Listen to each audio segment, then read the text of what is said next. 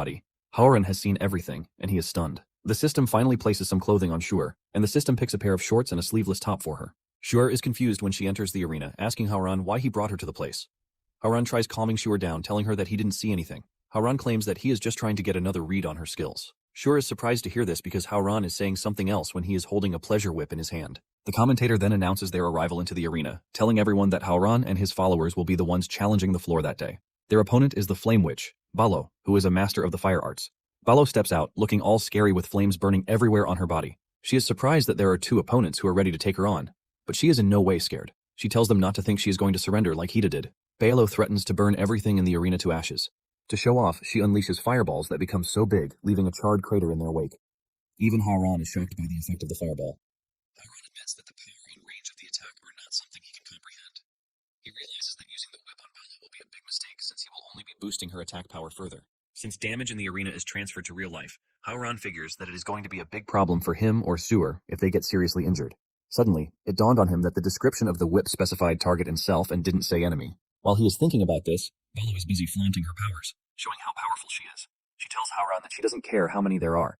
She assures them that she is just going to wipe them out. Just then, she unleashes another wave of fireballs at the two, but Shuer puts up an ice wall to block the fire. Shuer talks about how much she hates those who have fire attributes. She assures Balo that she is going to put out her flames with ease, letting her know that she is not on top of the world just because she has fire attributes. Just then, Balo also replies, saying she dislikes those with ice-type attributes. Balo claims that she is not even trying her best yet. She tells the two that she is about to get pretty serious with them. Shuer looks absolutely unfazed as she tells Balo to give it her all. Shuer bends to stretch, and suddenly Haoran hits her with the whip. This triggers the whip's effect, putting Shuer in an excited state. Her attack power also increases by 1%. She asks Haoran why he hit her, and Haoran urges her to bear with the pain because there has been a change of plans. Haoran continues hitting her repeatedly as he gets the perfect angle to land his hits. Even the commentator is shocked as to what is happening as she starts to wonder why Haoran is hitting his own teammate. The screams from Shuer can be heard all around the arena, giving everyone the impression that they are fighting. Balo's face turns red, wondering what the two have going on. She reminds them that they are in the arena as she cannot wrap her head around what they are doing. Because of Haoran's actions, Shuer's affection level keeps increasing. It soon climbs to 90. She cannot believe that a mid-level executive at Red City Group like her is getting whipped in public with a little riding crop. Shuer admits that the whip hurts, and it is humiliating, but at the same time, she doesn't want it to stop. In fact, she is getting more and more excited as Haoran does it. In no time, her affection level rises to 92%. Shuer can feel the intense power running through her body, and it feels like she is about to burst open. In no time, she has received an additional 69% attack power to her original attack power. Haoran doesn't stop there as he activates the Battlefield Commander title, boosting Shuer's stats by 10%. At the same time, Haoran is getting powered. The Night Affinity skill also kicks into effect, increasing Haoran's movement speed, attacks, and a bleeding effect. Just then, Balo breaks through Shuer's ice wall, mocking her for having such a weak wall. Balo is mad about the fact that the two are performing some ridiculous stunt while they were fighting her. Balo threatens to wipe them out because of this. She takes a deep breath, and the commentator already figures out that Balo is about to use her ultimate move. Balo unleashes the lava breath, releasing a massive wave of fire from her mouth. As the fire descends upon the two, Shuer urges Haoran not to interfere, since she wants to handle Balo on her own. Shuer then replies to the attack with her own powerful ice blast. This cuts through Balo's fire attack and consumes it. The ice attack from Shuer is so powerful that it easily reaches Balo, and it freezes her up completely. Even the commentator is shocked to see this, and she finally realizes that Shuer's strength is not to be underestimated. Shuer's single attack is able to take down Balo, making them the winners of the match. The commentator reveals that Haoran is now qualified to enter the next floor. The rewards he got from the fight include fire resistance, which improves his resistance to fire damage and reduces damage taken. He also gets a skill point, which he can use to level up existing skills to enhance their effects. The system then asks Haoran if he is willing to proceed to the third floor. He is informed that new weapons and buffs will be provided for him. Haoran thinks the offer through and realizes that with his current attack boost, he can easily clear the third floor, but he is obviously worked up. The mini-whip's side effects are already getting to his head, and he is no longer thinking straight. Haoran turns to Shuer, telling her that she did really well and that he is proud of her. He then asks her about her mental state. Shuer admits that she feels super weird, and she has never felt this weird before in her entire life. However, her backside still hurts from the excessive hitting, but she feels very good. Haoran can clearly see that Shuer is not in the right state of mind, and if he decides to advance to the next floor, he might just end up the same way as Shuer. Haoran decides to send Shuer home via the arena portal. Haoran is glad that the arena works out pretty well, just in case he is being chased down by an enemy. The portal opens right at Shuer's apartment, and she reveals that her body is sore. She begs Haoran to help massage her body, and he agrees to do this since it is his fault that she is feeling that way. Just then, the system takes back the outfit it gave to Shuer, leaving her totally bare. Shuer is shocked as the clothing disappears from her body, and she is forced to run off to change her clothes. After she is done putting on a pair of new clothes, she lies on the couch, telling Haoran that she is now ready to receive the massage. Haran cannot believe that Zhuer changed into black stockings just for a massage. Haran places his hands on her lap, and he can feel the nice texture of her body. The black stockings also make things more catchy, but Haran soon realizes that his thoughts are getting pretty wild. It then dawns on him that the stimulating effect from the mini-whip isn't wearing off. In fact, the effect is getting stronger with every physical touch he has with Zhuer. Zhuer is also enjoying the massage as she admits that Haran's techniques are amazing. The pain she was feeling had all disappeared after his hands touched her. Zhuer can feel the excitement running through her body, and with this, her affection level increases to 94%. Zhuer cannot believe that Haran is the first boy to kiss her, but he is also the first boy to touch every inch of her body. Zhuer is already thinking of tying the knot with Haran since he has done all of these things with her. Just then, her affection level shoots up to 96%. Suddenly, Haran starts taking off his clothes, reminding her that she wanted them to get down together. Since they are in the perfect situation for that, he suggests that they get it done. Zhuer tries to argue this, saying she only wants a massage, not going too far with Haran. Zhuer claims she is not mentally ready yet, but Haran reminds her that she has been taunting him the entire time, especially after she got whipped by the loving heart punishment mini-whip. Haran lies down on her, pressing his entire body against hers, and he tells her to call him daddy. Haran does his thing, and Zhuer's affection level increases to 98%. After Haran is done with Zhuer, her affection level reaches the max, and with this, he unlocks a special reward, the Pinnacle Blood, which is one-time use only. Zhuer wakes him up, telling him that there is an endless surge of energy in her. She admits that it is amazing, and she feels very good. Zhuer cannot believe that her master just opened the door to a whole new world for her. The system informs Haran that his follower, Zhuer, has obtained his blood essence and the blessing that comes with it. She has received a significant attribute boost, and she has also evolved. Because of this, she has received a promotion to the Star Diamond level. Zhuer looks absolutely wet while trying to express how she is feeling. Haran smiles in excitement while admitting that the mechanism is pretty insane. He is surprised that a gold tier awakened like Zhuer was instantly promoted by an entire rank. He wonders if this will also happen to someone who is on a higher level. Haran then reminds Zhuer of the blood blade that he pulled out of Nico's chest. He tells her that she is also qualified to generate an exclusive weapon like that for him. Zhuer is excited to hear this as she tells Haran that she is ready for them to try it out. Haran then activates the Soul Resonance skill. A purple light appears on her chest, just like Nico's. As the weapon emerges, Zhuer wonders what type of weapon it is that she is going to provide for her beloved master. Just then, a black crown emerges from her chest, and she declares it as impressive as that of Nico's blood blade. In addition to this, she believes that the crown suits Haran's aura.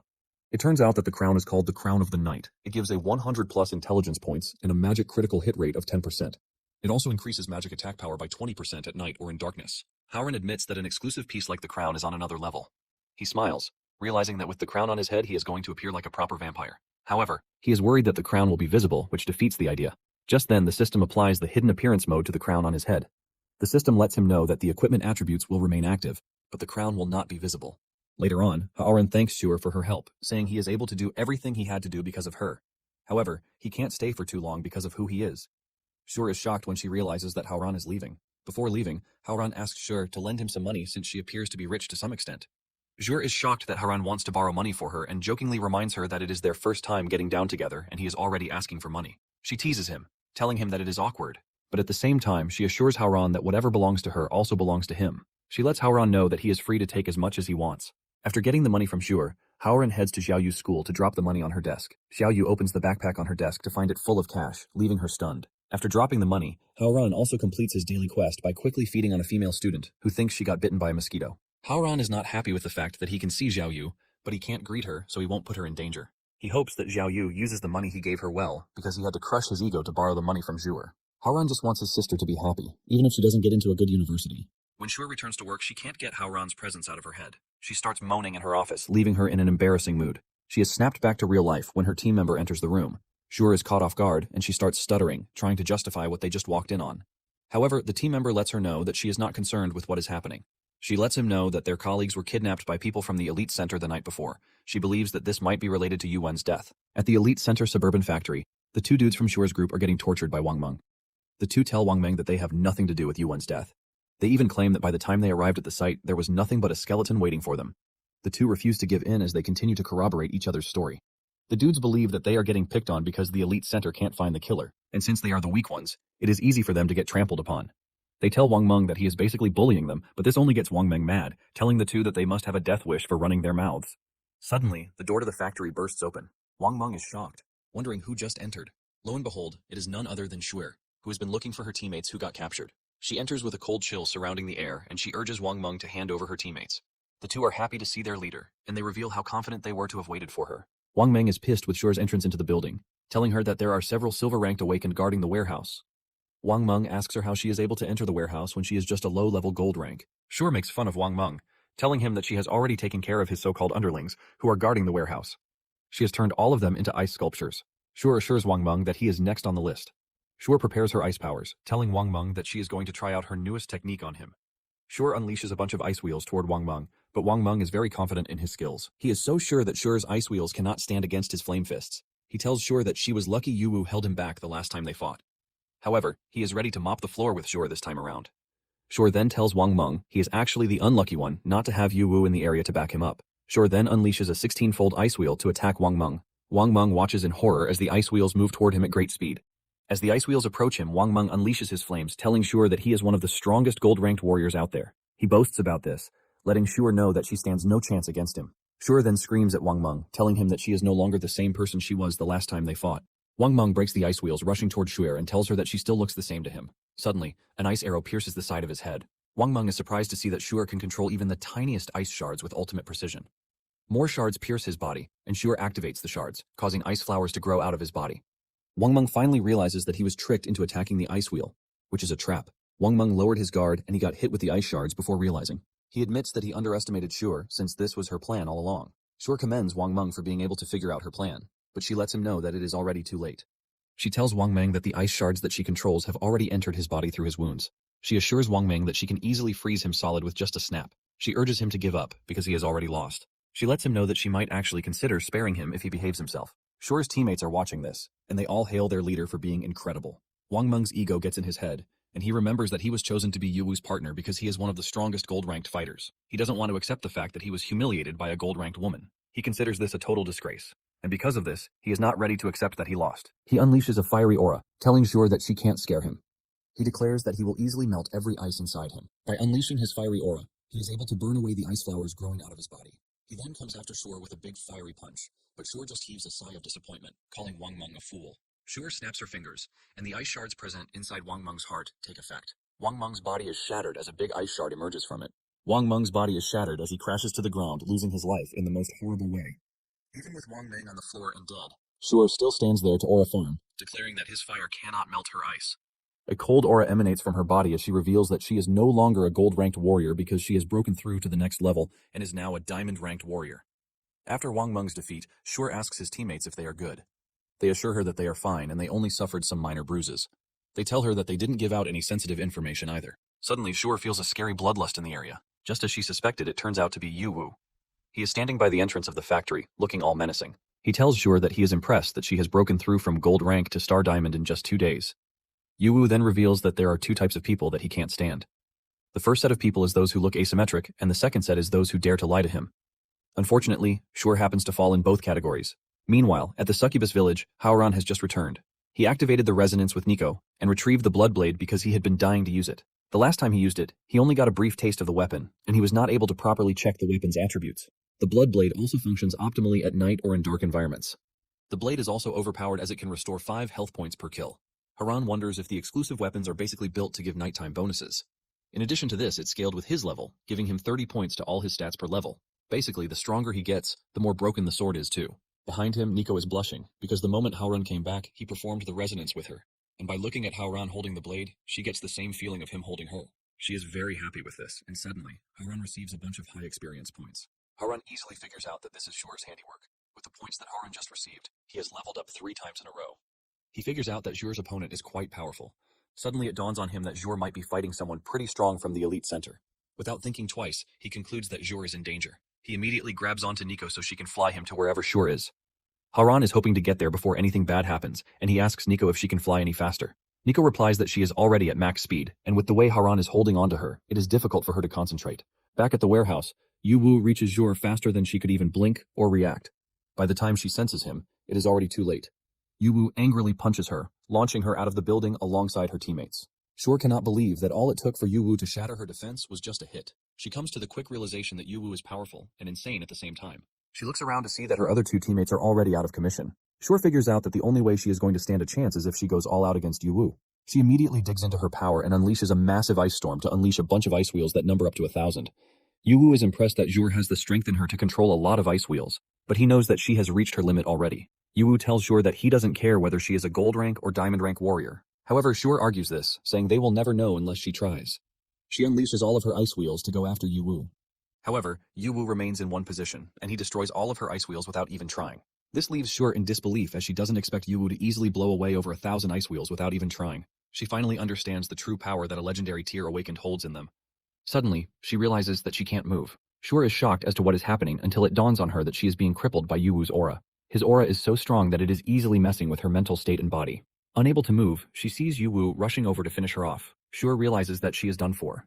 She starts regretting the fact that she won't get to see her master again when they literally just started having fun together. Just as she is about to be crushed to death, she gets an overwhelming feeling that is totally different from that of Yuwu's. She quickly figures out that she is sensing her master's aura. Shure looks up to see her master blocking Yuwu's punch with one hand while telling him to back away because Shure is his woman. Haoran assures Yuwu that he is going to rip him apart if he tries to lay a finger on his woman. Apparently, Haoran has the peak blood skill activated before engaging Yuwu. Since this is a skill that grants him everything that the demon blood god has to offer, he can stand against Yuwu. But he has just 10 minutes to wrap everything up. Yuwu concludes that Shure has been lying around with the enemy, which is why she is protecting him. Yuwu is enraged, but at the same time pleased that Haoran has finally decided to show himself to save his woman. Since Haoran is the beast who killed his brother, Yuwu believes that he is finally getting the chance to avenge him. Haoran is surprised when he hears Yuwu say he wants to get vengeance for his brother. He tells him that it won't be necessary, and he easily tears his right arm off like it's a piece of paper. Yuwu screams in agony as he stares at his severed arm. Haoran then turns to Shure, apologizing for showing up late. Shure is totally wet as she stares at Haoran, but she lets him know that she was never worried. She knew that Haoran would come for her. Haoran then tells Nico to tend to Shure because he doesn't have much time on his hands, and he needs to get rid of Yuwu on time. Nico acknowledges her master's orders and she collects a health potion from him. Even though Yuwu is missing an arm, he believes that he still has the advantage. He claims that Haoran was able to tear off his arm because he caught him off guard. Yuwu mentions that he reached legendary tier at the age of 13, making him a once-in-a-generation talent. Yuwu tells Haoran that he will never understand what true power is, but he is ready to show him. Yuwu angrily unleashes a massive aura, and with it he changes into his true form. Wings emerge from his back, and he has a scary scythe in his hand. Because of how powerful his ultimate form is, he is able to regrow his severed arm. Yuwu stands like a proper villain with his left hand in his pocket, while revealing that his ultimate form is called the six-winged slaughter angel form. Yuwu then reveals that the scythe he is holding messes with his sacred sense of symmetry, which is why he has always hated it when he transforms. However, he has lost an arm, and he doesn't really care about that anymore. Because Haoran messed with his aesthetics, he plans to teach him a really good lesson. Yuwu activates his god mode, the soul reversal cauldron. Shure can feel the intense killing intent coming from the dude's body, and she realizes that Yuwu wasn't even going all out when he was fighting her. Shure is even more impressed with the fact that Haoran is willing to risk his life just to protect her. Just then, Haoran receives a purple gold mission. The system tells Haoran that Yuwu has an overwhelming intent to kill him. Because of this, the system gives him a mission to kill Yuwu within 5 minutes to neutralize the risk. He is guaranteed a special reward if he manages to complete the mission in 5 minutes. Haoran is surprised that the system is also ready to kill Yuwu. Even without the reward, Haoran knows he will gladly eliminate Yuwu. Yuwu then unleashes a bunch of slashes toward Haoran. Haoran remains unfazed as the slashes move toward him. Haoran is totally disappointed in the slashes, telling Yuwu that there is nothing divine about the slashes.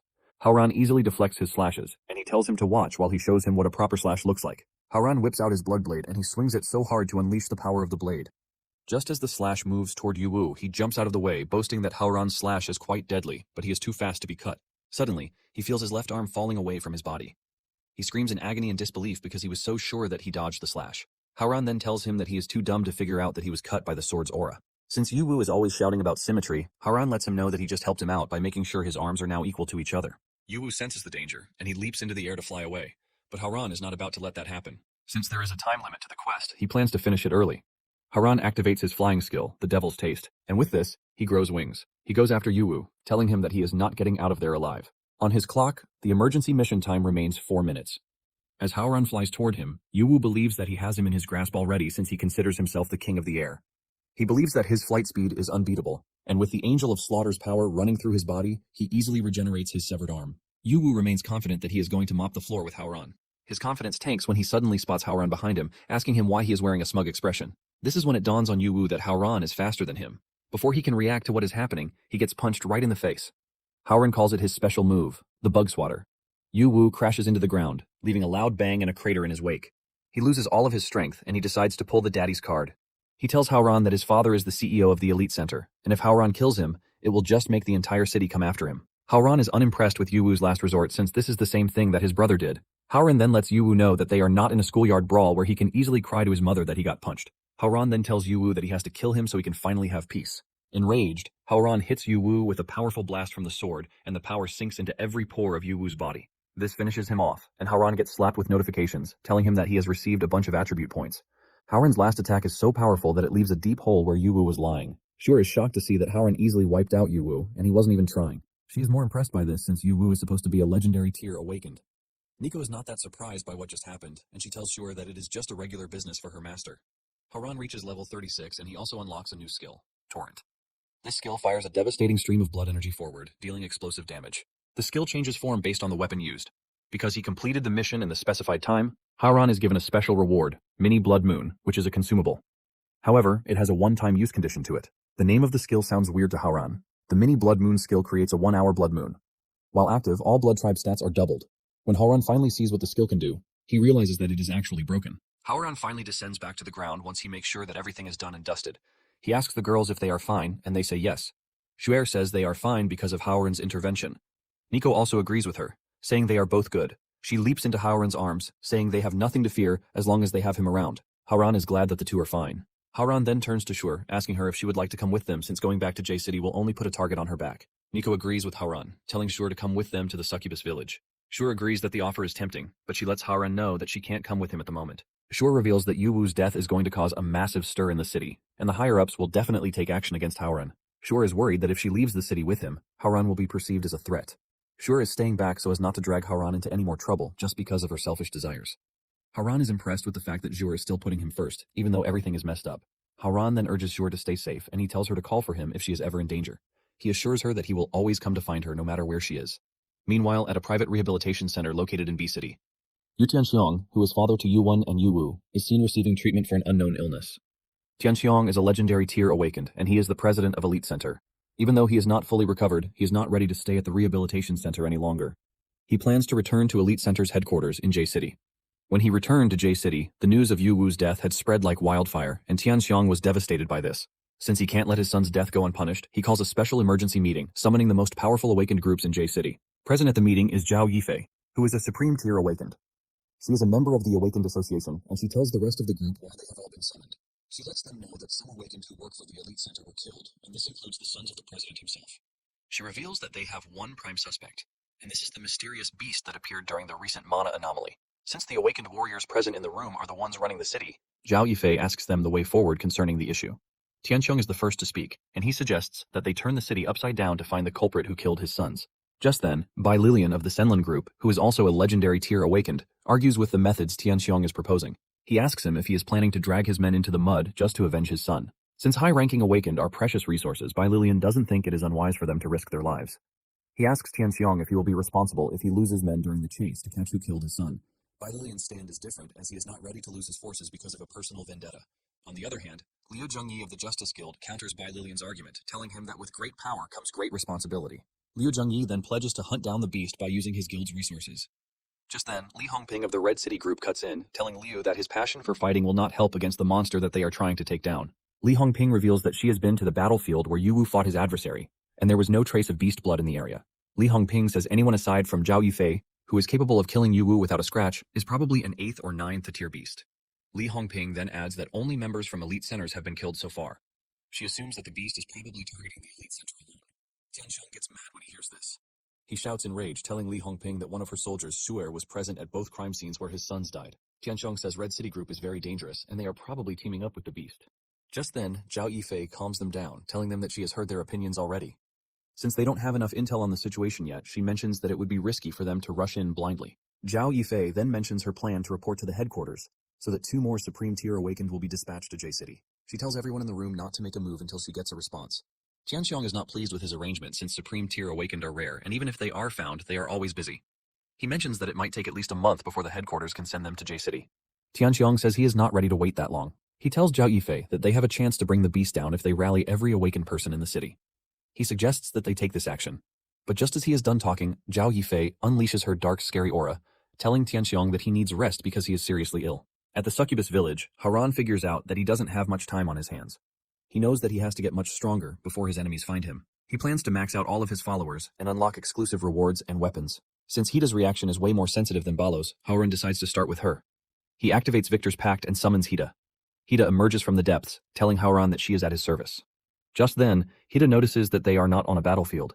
In fact, they are in the woods. She wonders what Howran is planning to do and why he summoned her to the middle of nowhere. Howran then mentions that the night is long and he can't sleep. Because of this, he thinks of taking a walk, and he wants Hida to join him. Hida is shocked to hear this. Her face lights up in excitement as she asks Howran if he is trying to lie down with her. Howran holds her hands, telling her to follow him. Hida replies that she is ready to follow Howran wherever he goes. Just by holding hands, her affection level increases to 55%.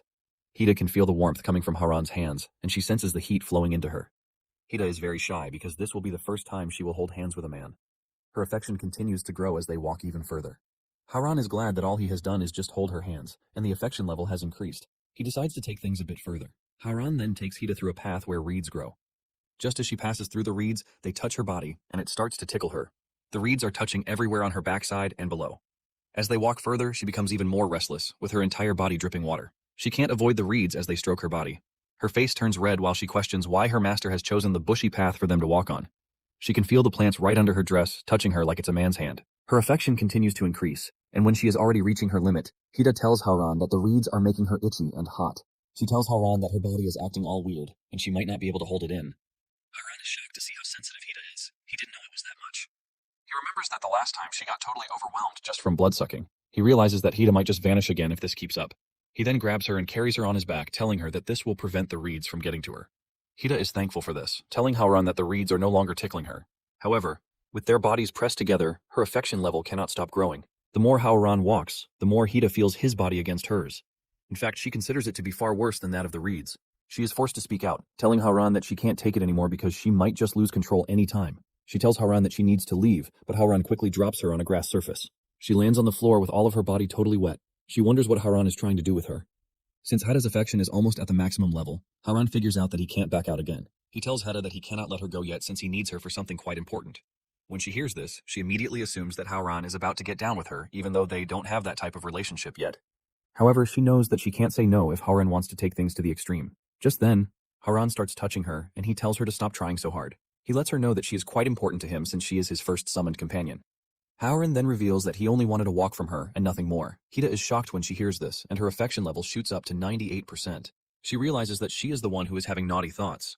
Howran then apologizes to Hida, telling her that he knows how sensitive her body is, but he still brought her to a place filled with reeds. Howran starts to narrate, saying life was hard for him when he was younger. He mentions that whenever he is tired of life, he comes to the lake to stare just like they are currently doing. Howran says there is something about the still water that calms him down and gives him the strength to keep going. Hida cannot believe that her master has a vulnerable side, but that is not the only thing coming as a shock to her. She is more shocked that Howran is opening up to her, just like couples who walk under the night stars.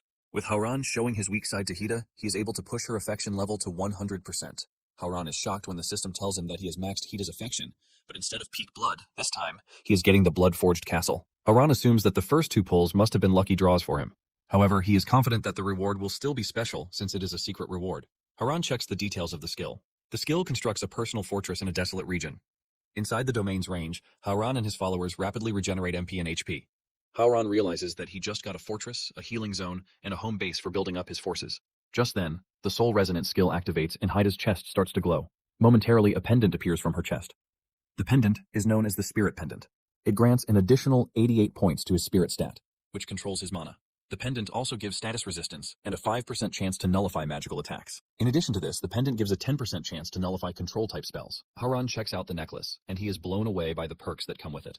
It helps boost resistance against abnormalities, and it even gives a chance to nullify magic attacks. Howran is confident that the necklace will play a good role when it comes to dealing with magic users.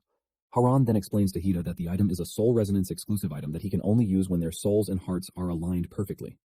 Because of the importance of the item, Howran assures Hida that he owes her a favor. After hearing the explanation from her master, Hida finally realizes why her chest was feeling tingling.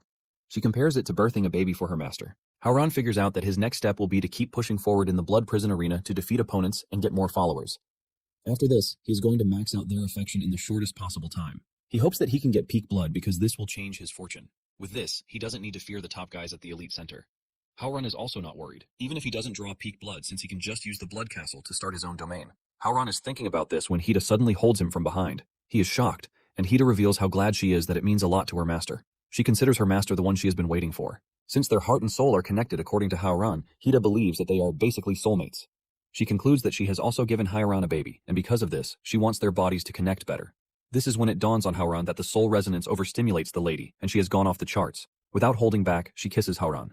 As expected, the two get down together, and Hida receives Hauran's essence. As usual, her stats get boosted, and she jumps to the mid-5th tier rank. Hida lies on the ground, moaning and talking about how nice she feels. She mentions the unforgettable experience that Hauran has just given her. Hauran just stands there, disgusted, as he realizes that Hida is too sensitive, and he needs to do something about it. Hauran doesn't want her sensitivity to become an issue in battle. Since the moon is out, Hauran decides to enter the arena while he can. As usual, he is welcomed to the battlefield, and he is told that all of his gear and consumables are disabled except for exclusive equipment. He is then told to pick his battle equipment, and since his exclusive equipment is still active, he decides not to pick a weapon. Instead, he picks the Topaz Gourd, which restores 15% HP per use, and it has 3 uses available. When it comes to the buff section, there is the Thornmail, which reflects back 20% of the damage taken to the enemy. There is also the Risky Adventure, which causes an instant 50% HP loss. If victorious, it increases max HP. The loot value also increases by 20%. The last one is the Berserker buff, and with this, he begins the battle with a 20% bonus attack power. Because he is on a sensitive time mission, Hauran realizes that he needs the fastest power gain even if it turns out to be risky. And because of this, he surprisingly picks the Risky Adventure buff. With this, Hauran steps into the 3rd floor of the Blood Prison Arena. The commentator lets everyone know that he is entering the arena with 3 pieces of exclusive gear. She wonders if Hauran will be able to keep up his streak. She then announces the arrival of his opponent, who is a divine knight who wields the sun and the silver moon. She is a 5th tier beast centaur warrior, and practically, her name is Centaur. Centaur admits that Hauran is pretty skilled for him to have defeated the flame demon. However, she assures Hauran that he has no chance against her. While she is busy boasting, Hauran is just thinking about Centaur being the first rare species that he has seen. Hauran then tells Centaur to keep her mouth to herself because she talks a lot. Centaur immediately unleashes a weird aura from her body, and when it hits Hauran, it triggers a status effect that forces him to attack Centaur. Hauran swings his sword at Centaur, unleashing a red aura to attack her. However, Centaur is able to block the attack, and in the process, she also charges her shield.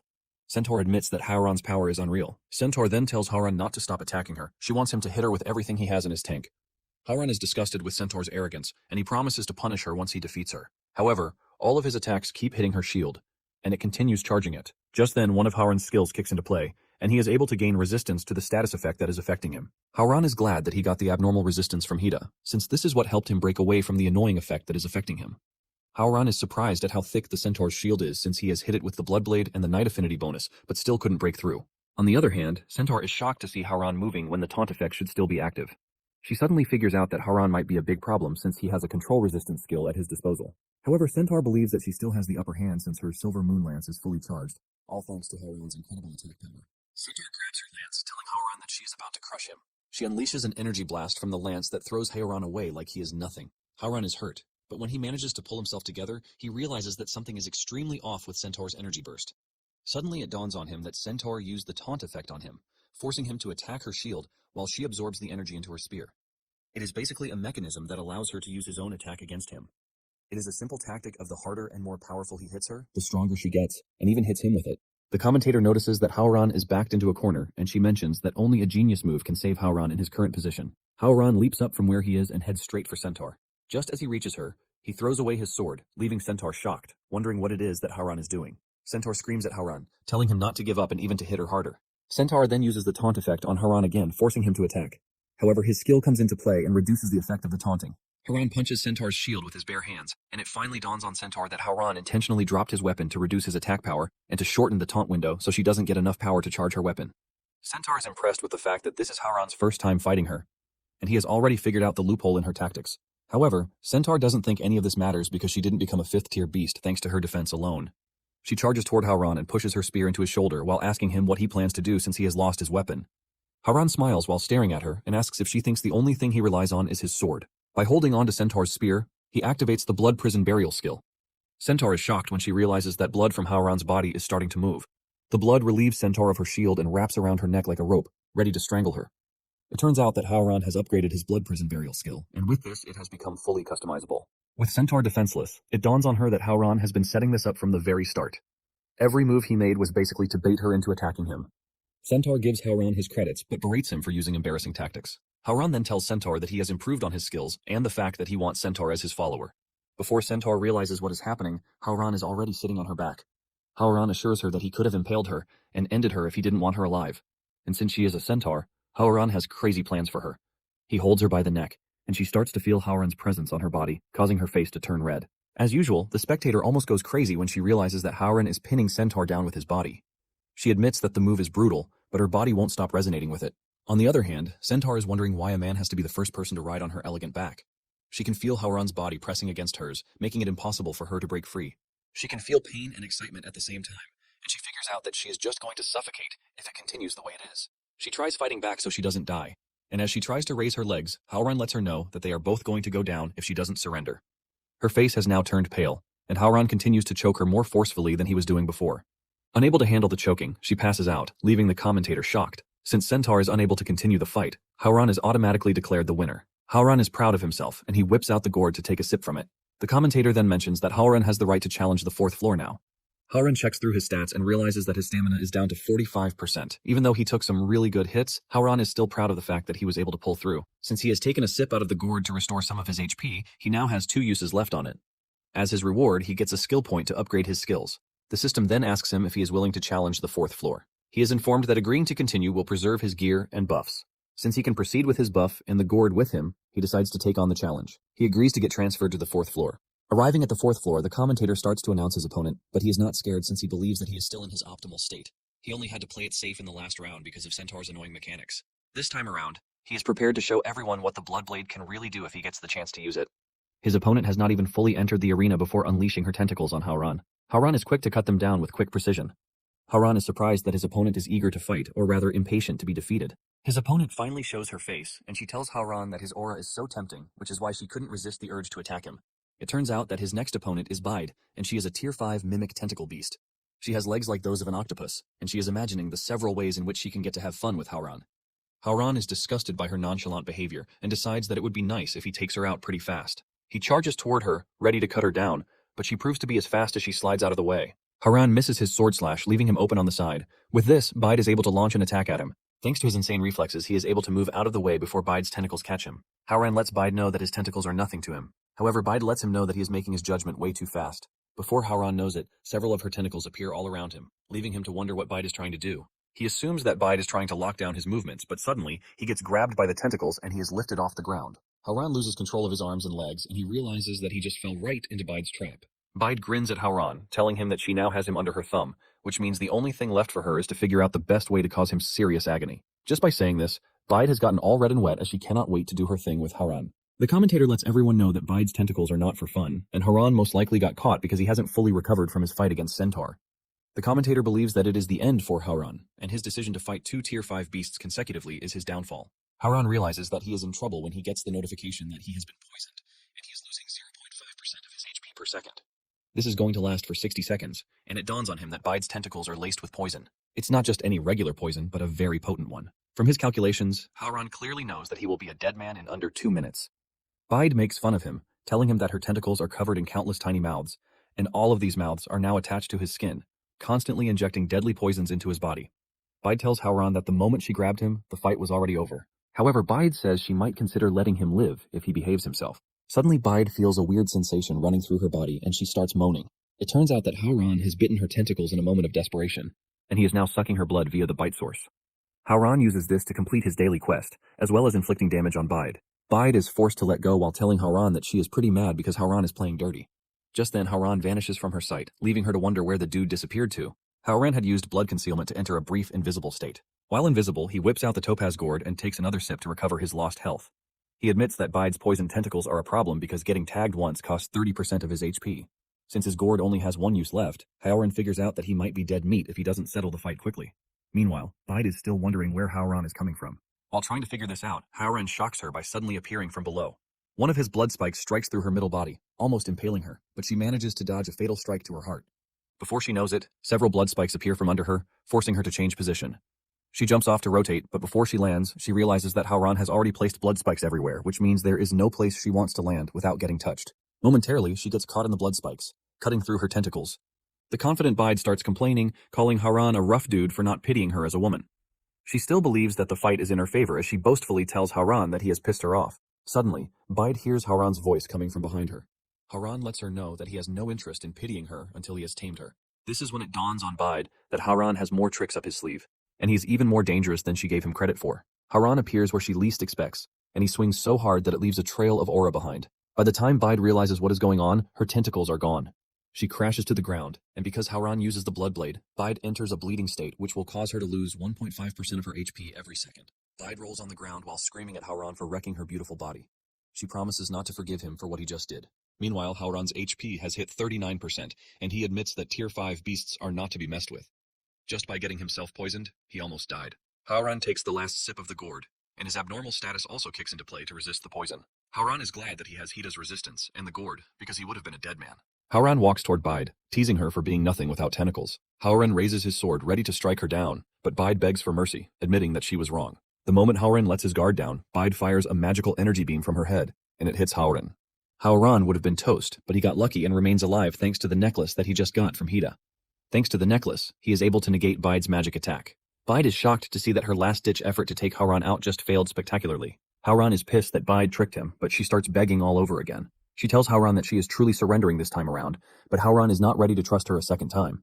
Without holding back, he cuts her, and the force from the attack throws her backward, leaving her purple octopus blood spilling everywhere. Bide crashes to the ground in pain as she struggles to hold on. Howran lets her know that she is going to receive some proper lessons from him after he tames her.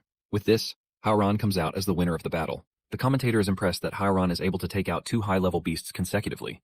As for his rewards, he receives an increased resistance to poison damage. He also gets a skill point. As a bonus, he acquires the Tentacle Stronghold, which is a skill that summons several tentacles from behind to blind and double-hit enemies. Howran is impressed that he actually got Bide's skill, and he considers it a very sweet and worthy bonus. Howran figures that the risk was actually worth it, but Sally leaves him with a warning. She tells him that the Blood Prison Arena unleashes a Blood Tier Guardian every 5 floors. This means Howran will go up against a boss-level beast when he advances to the 5th level. Sally mentions that the bosses are always dangerous and the difficulty level is pretty high. Sally gives him a sneak peek into the next beast, and it turns out to be Gorgon Medusa, a beast straight out of the legends. Sally urges Howran to be fully prepared when he wants to go against Medusa, or he won't live to tell the tale. Howran grins, thanking Sally for the tip. When Howran returns to the village, he consumes multiple potions, and after this, Nico starts wrapping his body with bandages. He tries telling Nico that there is no need for bandages since he has taken healing potions, but Nico disagrees. She tells Howran that she wants his beautiful body to remain scarless without blemish. Nico was also worried because this was the first time she would see Howran receive this much damage. Howran understands her, but he lets her know that this is the price he gets for trying to get stronger. He lets Nico know that surviving in this world means being ready to fight for everything. Elsewhere, Tianxiong complains that the Supreme Tier Awakened won't arrive until later. He believes that by the time they show up, things will not be the same. He knows that his colleagues do not care because they were not the ones who lost their people. Since he doesn't have much time left, all he can think of is avenging his sons. Just then, his personal doctor, who is a beautiful lady, Liu Yao, tells him that there are still some hungry guilds in J-City. She wants to find a way to convince them to support Tianxiong's cause since she is from B-City and no one knows her in J-City. Apparently, Liu Yao is a Star Diamond Tier Awakened, and she looks pretty dangerous. Tianxiong is shocked to hear this, and Liu Yao admits that the plan is a bit extreme. However, desperate times call for desperate measures. Liu Yao also knows that if she gets caught, it will be the definite end for her. Liu Yao then tells Tianxiong that she only wants one thing in return for her troubles. Since his sons are gone and she has been loyal to him for years, she wants Tianxiong to add her to his will. Later on, at the Justice Guild's checkpoint, which is at the outskirts of J-City, they notice someone walking up to the checkpoint, and they demand that they identify themselves. Apparently, there is a rule to prevent people from moving out of the city because of the dangerous beast ravaging the land. The figure walking up to them turns out to be Liu Yao, but she is wearing a hat and a mask to keep her identity hidden. The soldiers urge her to go back home since the area is not safe, but her hair suddenly turns into super long spears, and with this, she impales every single person in the outpost. She not only impales them, but also drains their life force, leaving them thin and frail like a 200-year-old corpse. Liu Yao admits that she never wanted to kill them, but she is fixated on Tianxiong's wealth, and she wants it since the old man is already dying. She brings out a test tube containing a special reagent that she made using Howran's remnant aura that she found on Yuwu's corpse. She pours a bit of the reagent on the ground, and this is to mask her presence at the crime scene. With this, no one would know it is her, and they will just conclude that Howran was the one who attacked the outpost. Liu Yao is a desperate lady who wants everything Tianxiong owns by force. Liu Yao continues attacking more outposts while leaving Howran's aura there to make it seem like he is the one doing all the attacking. In no time, everyone considers Howran a threat. When the leader of the Justice Guild, Liu Zhengyi, gets wind of what happened to his men, he gets really mad. He calls it an insult to his guild, and believes that it is time he punishes Howran for what he has done.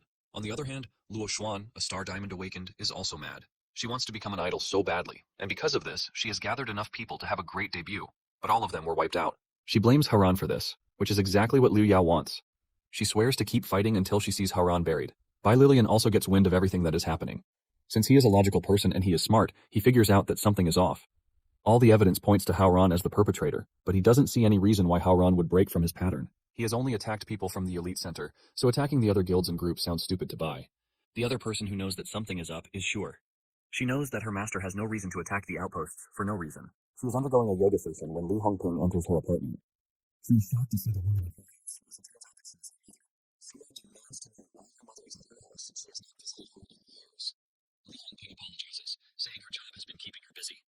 In addition to that, she is trying to make sure that Shure's identity remains hidden. Li Hongping then mentions that Haoran is causing trouble in the city, which is why she came to see her daughter. Shure then cuts in, telling her mother that Haoran is not the culprit since he has nothing to gain from everything that is currently going on. Her mother is shocked to hear this, and she immediately suspects that they are close. Shure lies that she is not close to Haoran but only got lucky to have escaped once. Li Hongping tells Shure that she is a terrible liar and reminds her of the ability she wields. It then dawns on Shure that her mother actually came to investigate Haoran, not to check on her well-being. Shure is not surprised by this since her mother never wanted her in the first place. Shure claims that she has been working so hard just so her mother can notice her, but she has never done that. Li Hongping then reveals that she has no choice but to come since someone else would have come to interrogate her if it were not her. Li Hongping claims that everything she is doing is to protect her daughter. While talking to Shure, she is using her ability to read through her memories. She sees everything that Shure has been through together. She watches as Haoran pounds her daughter, leaving her totally horrified. When Shure realizes that her mother went through her memory without asking her, she gets mad. Her mother then apologizes, but lets Shure know that she has seen the name Haoran somewhere before. Li Hongping says Haoran is not a beast but a supposedly dead dude. She narrates that she read a report that a porter from the elite center died during a mission and his name was Haoran. Shure's mother lets her know that the picture in her memory matches the one she saw. Hongping reminds Shure that Haoran asked her about the elite center before systematically wiping out his former squad members.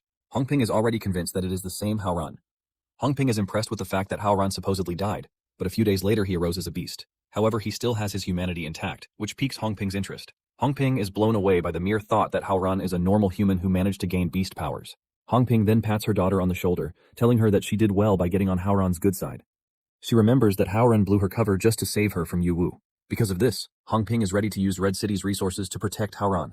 Hongping is convinced that Haoran is the key to their future. On the other hand, Haoran is trying to get stronger before he is attacked. Nico leads him to a cave that is supposedly filled with monsters that they can defeat to make Haoran stronger. Haoran is pleased with this since it provides exactly what he wants. The two head into the dark cave, and Nico lets Haoran know that she can barely see anything. Haoran realizes that his dark affinity doesn't allow him to be affected by darkness, and it also provides a buff for him. However, Nico and the others won't be able to survive in such an environment.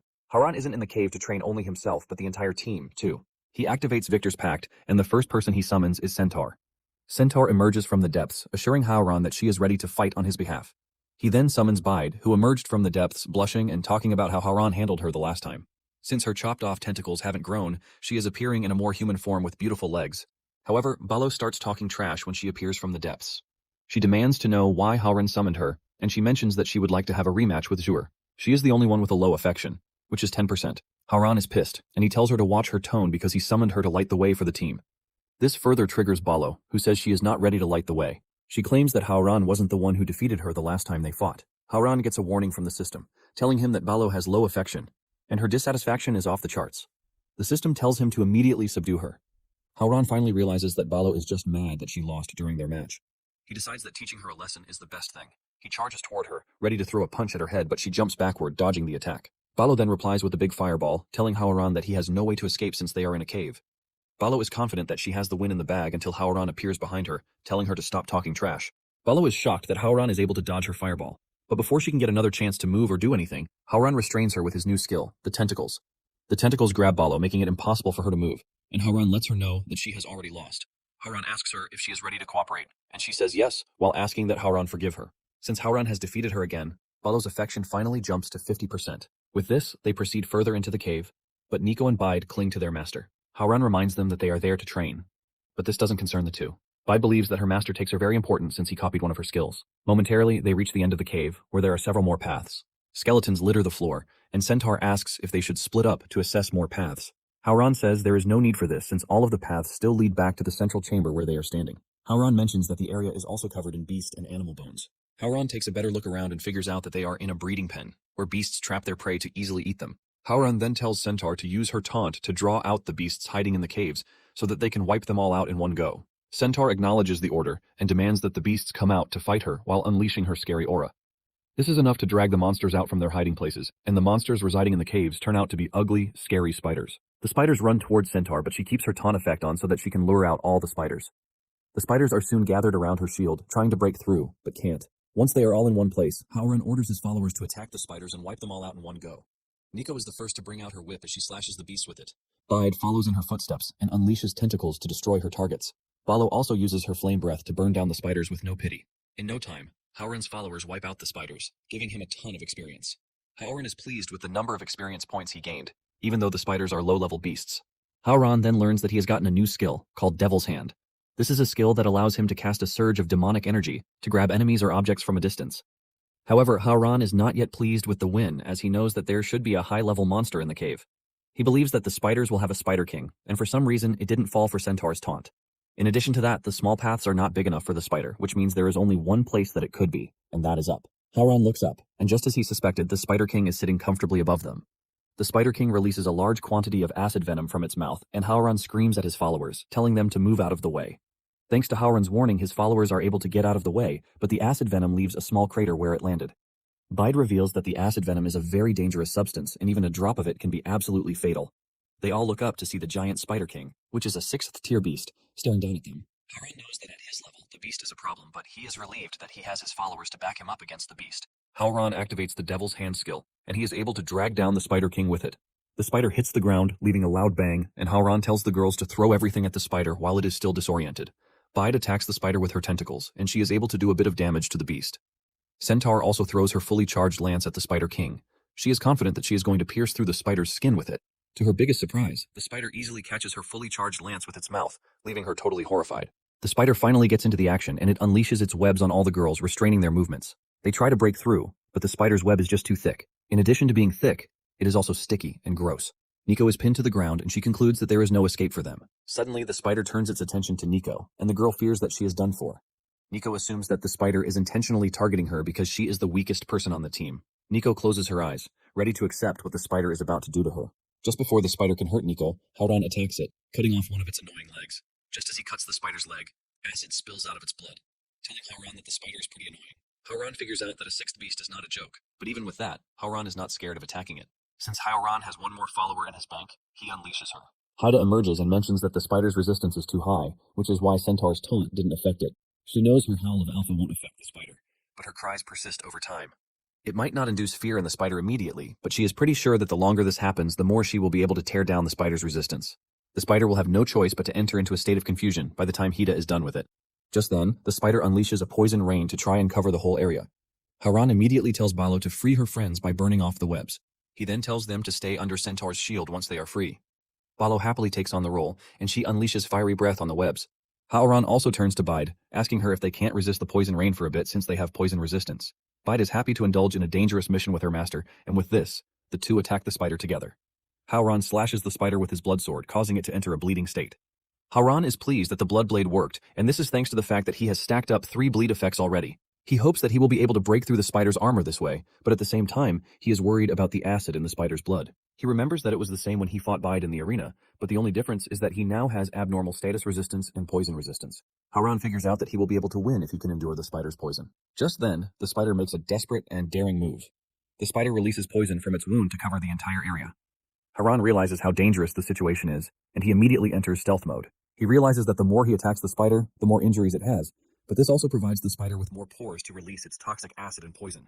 Hauran knows that he is going to be at a disadvantage in the long run if it continues this way, which is why he needs a one-strike kill. Suddenly, Hauran realizes that the spider is heading for him, and this can only mean that the spider can see him even in his invisibility mode. Fear grips Hauran when he realizes that the spider is actually living in a dark cave and has never relied on its eyesight, which means his stealth mode is useless. Just as the spider rushes toward him to finish him, Hida's effect kicks in, and the Spider King gets confused. Hida immediately informs Hauran, telling him that her skill is in effect.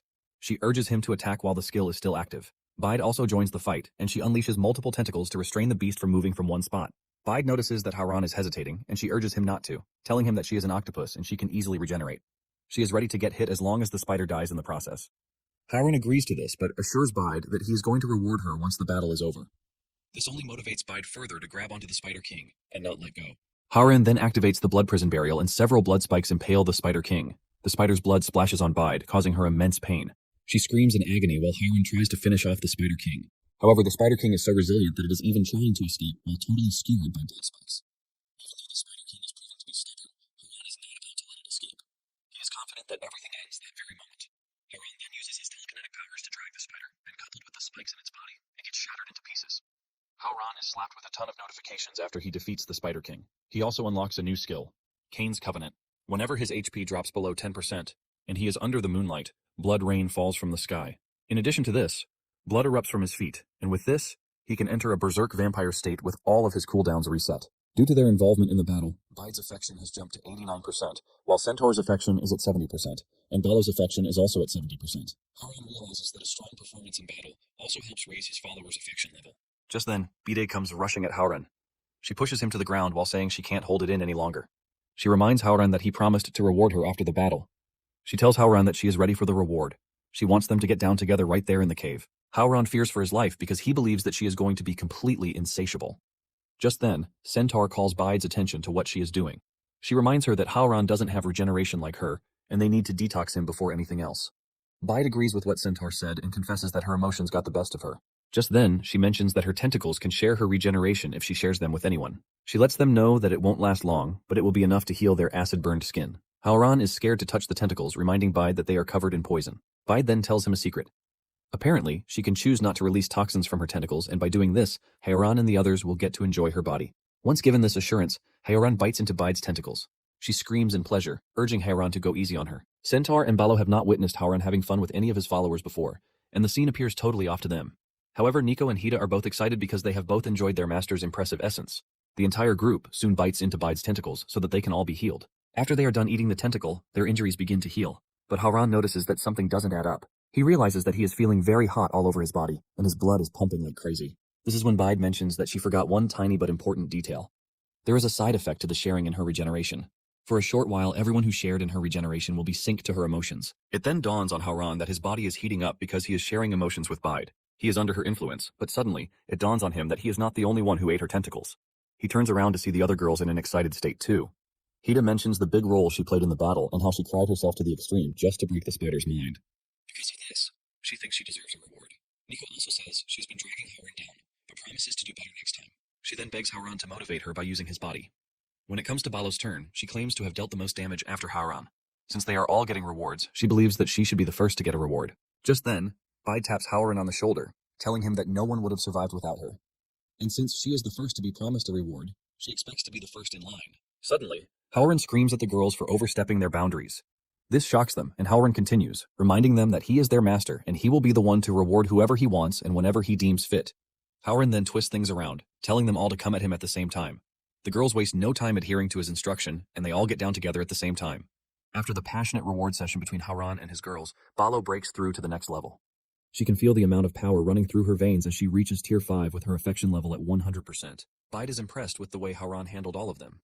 Bide also broke through to Tier 6, and her affection level jumps to 100%. Nico and Hida only enjoyed the session since they had previously broken through to the next level. Meanwhile, Centaur is the only one who didn't get rewarded because she was not able to participate in the session. Haran then gets the notification, telling him that 2 of his followers have reached 100% affection, and because of this, he has unlocked 2 rewards. The first reward is the Blood Puppet. This skill allows him to create a humanoid puppet that can absorb 1 instance of lethal damage. Haran is surprised that he didn't get peak blood again. This is when it dawns on him that he can't rely on luck-based draws. He plans to get stronger through his own power, because this is the only way he can control his destiny. The second reward he was given is a skill called the Decaying Moon Scaffold. This summons 12 dark moon pillars entwined in chains which hold the target to an execution platform for a guaranteed beheading. Haran is shocked by this because no matter how strong the opponent is, they are going to die once they are caught in the trap of the skill. While he is still carried away by the details of this skill, the system notifies him that he can perform soul resonance for 2 of his followers. Haran then orders the system to go ahead with it. Ballo is the first to notice that something is emerging from her chest. It turns out to be a flame cloak, and with this, Haran gets a 50% fire damage reduction, and also a chance to burn his attackers. After this, Bide's exclusive weapon also emerges. For Bide, she produces earrings, and the earrings give a 10% chance to inflict poison. After putting on the items, Haran feels the intense power running through his body. He now has 5 exclusive items on his body, and they are all powering him up. Haran realizes that with this, he can now face the Elite Center even though he doesn't have peak blood. Haran checks his status panel to see how much he has grown so far, and he realizes that he has now reached level 42. After the team leaves the spider cave, they head to other beasts' nests to wipe them out. This is Haran doing everything in his power to make sure he levels up in the shortest time possible. Elsewhere, Yu Tianxiong has disregarded the orders of the Awakened Association, and he joined forces with the Justice Guild and several other factions. They began a full-scale elimination of beasts across a 100-mile radius outside the city. All the places they touched, they didn't leave a single beast alive. Yu Tianxiong knows he will soon die, but he is holding on to life through his willpower just so he can get the chance to personally avenge his dead sons. When Shur learns of this, she is shocked. She cannot believe that Yu Tianxiong went rogue just to make sure he hunts Haran down. To warn her master, she gets on a fast bike and heads to the succubus village. Shur is ready to stop Tianxiong before he does anything crazy. She rides through the woods at high speed, leaving a trail of dust behind her. Momentarily, Yu Tianxiang and his army arrive at the cliff located above the succubus village. Liu Yao says she can sense Haoran's faint aura in the village. In addition to that, the village is not far from where Yu Wen died. She tells Yu Tianxiang that the village is most definitely suspicious. She believes that the village has something to do with Haoran, even if he is not hiding there. She asks Yu Tianxiang what their course of action will be, and he tells her that they are going to do the usual, which is killing everyone in the village. Yu Tianxiang wants everyone to feel what it is like to lose someone precious. He raises his hand and unleashes fiery rocks at the village. This causes chaos in the village as they all try to run for their lives, believing that they are suffering from a natural disaster. One of the succubi falls to the ground while trying to escape from the fire. She twists her ankle, preventing her from moving. Just then, the succubus notices that something is weirdly off.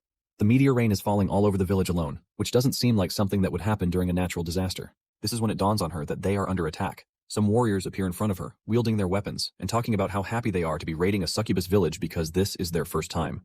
Even though the boys would like to get down with succubi, they have no choice but to follow Yu Tianxiang's order to wipe out every soul in the village. Suddenly, it starts to snow, leaving the warriors shocked because it's not supposed to.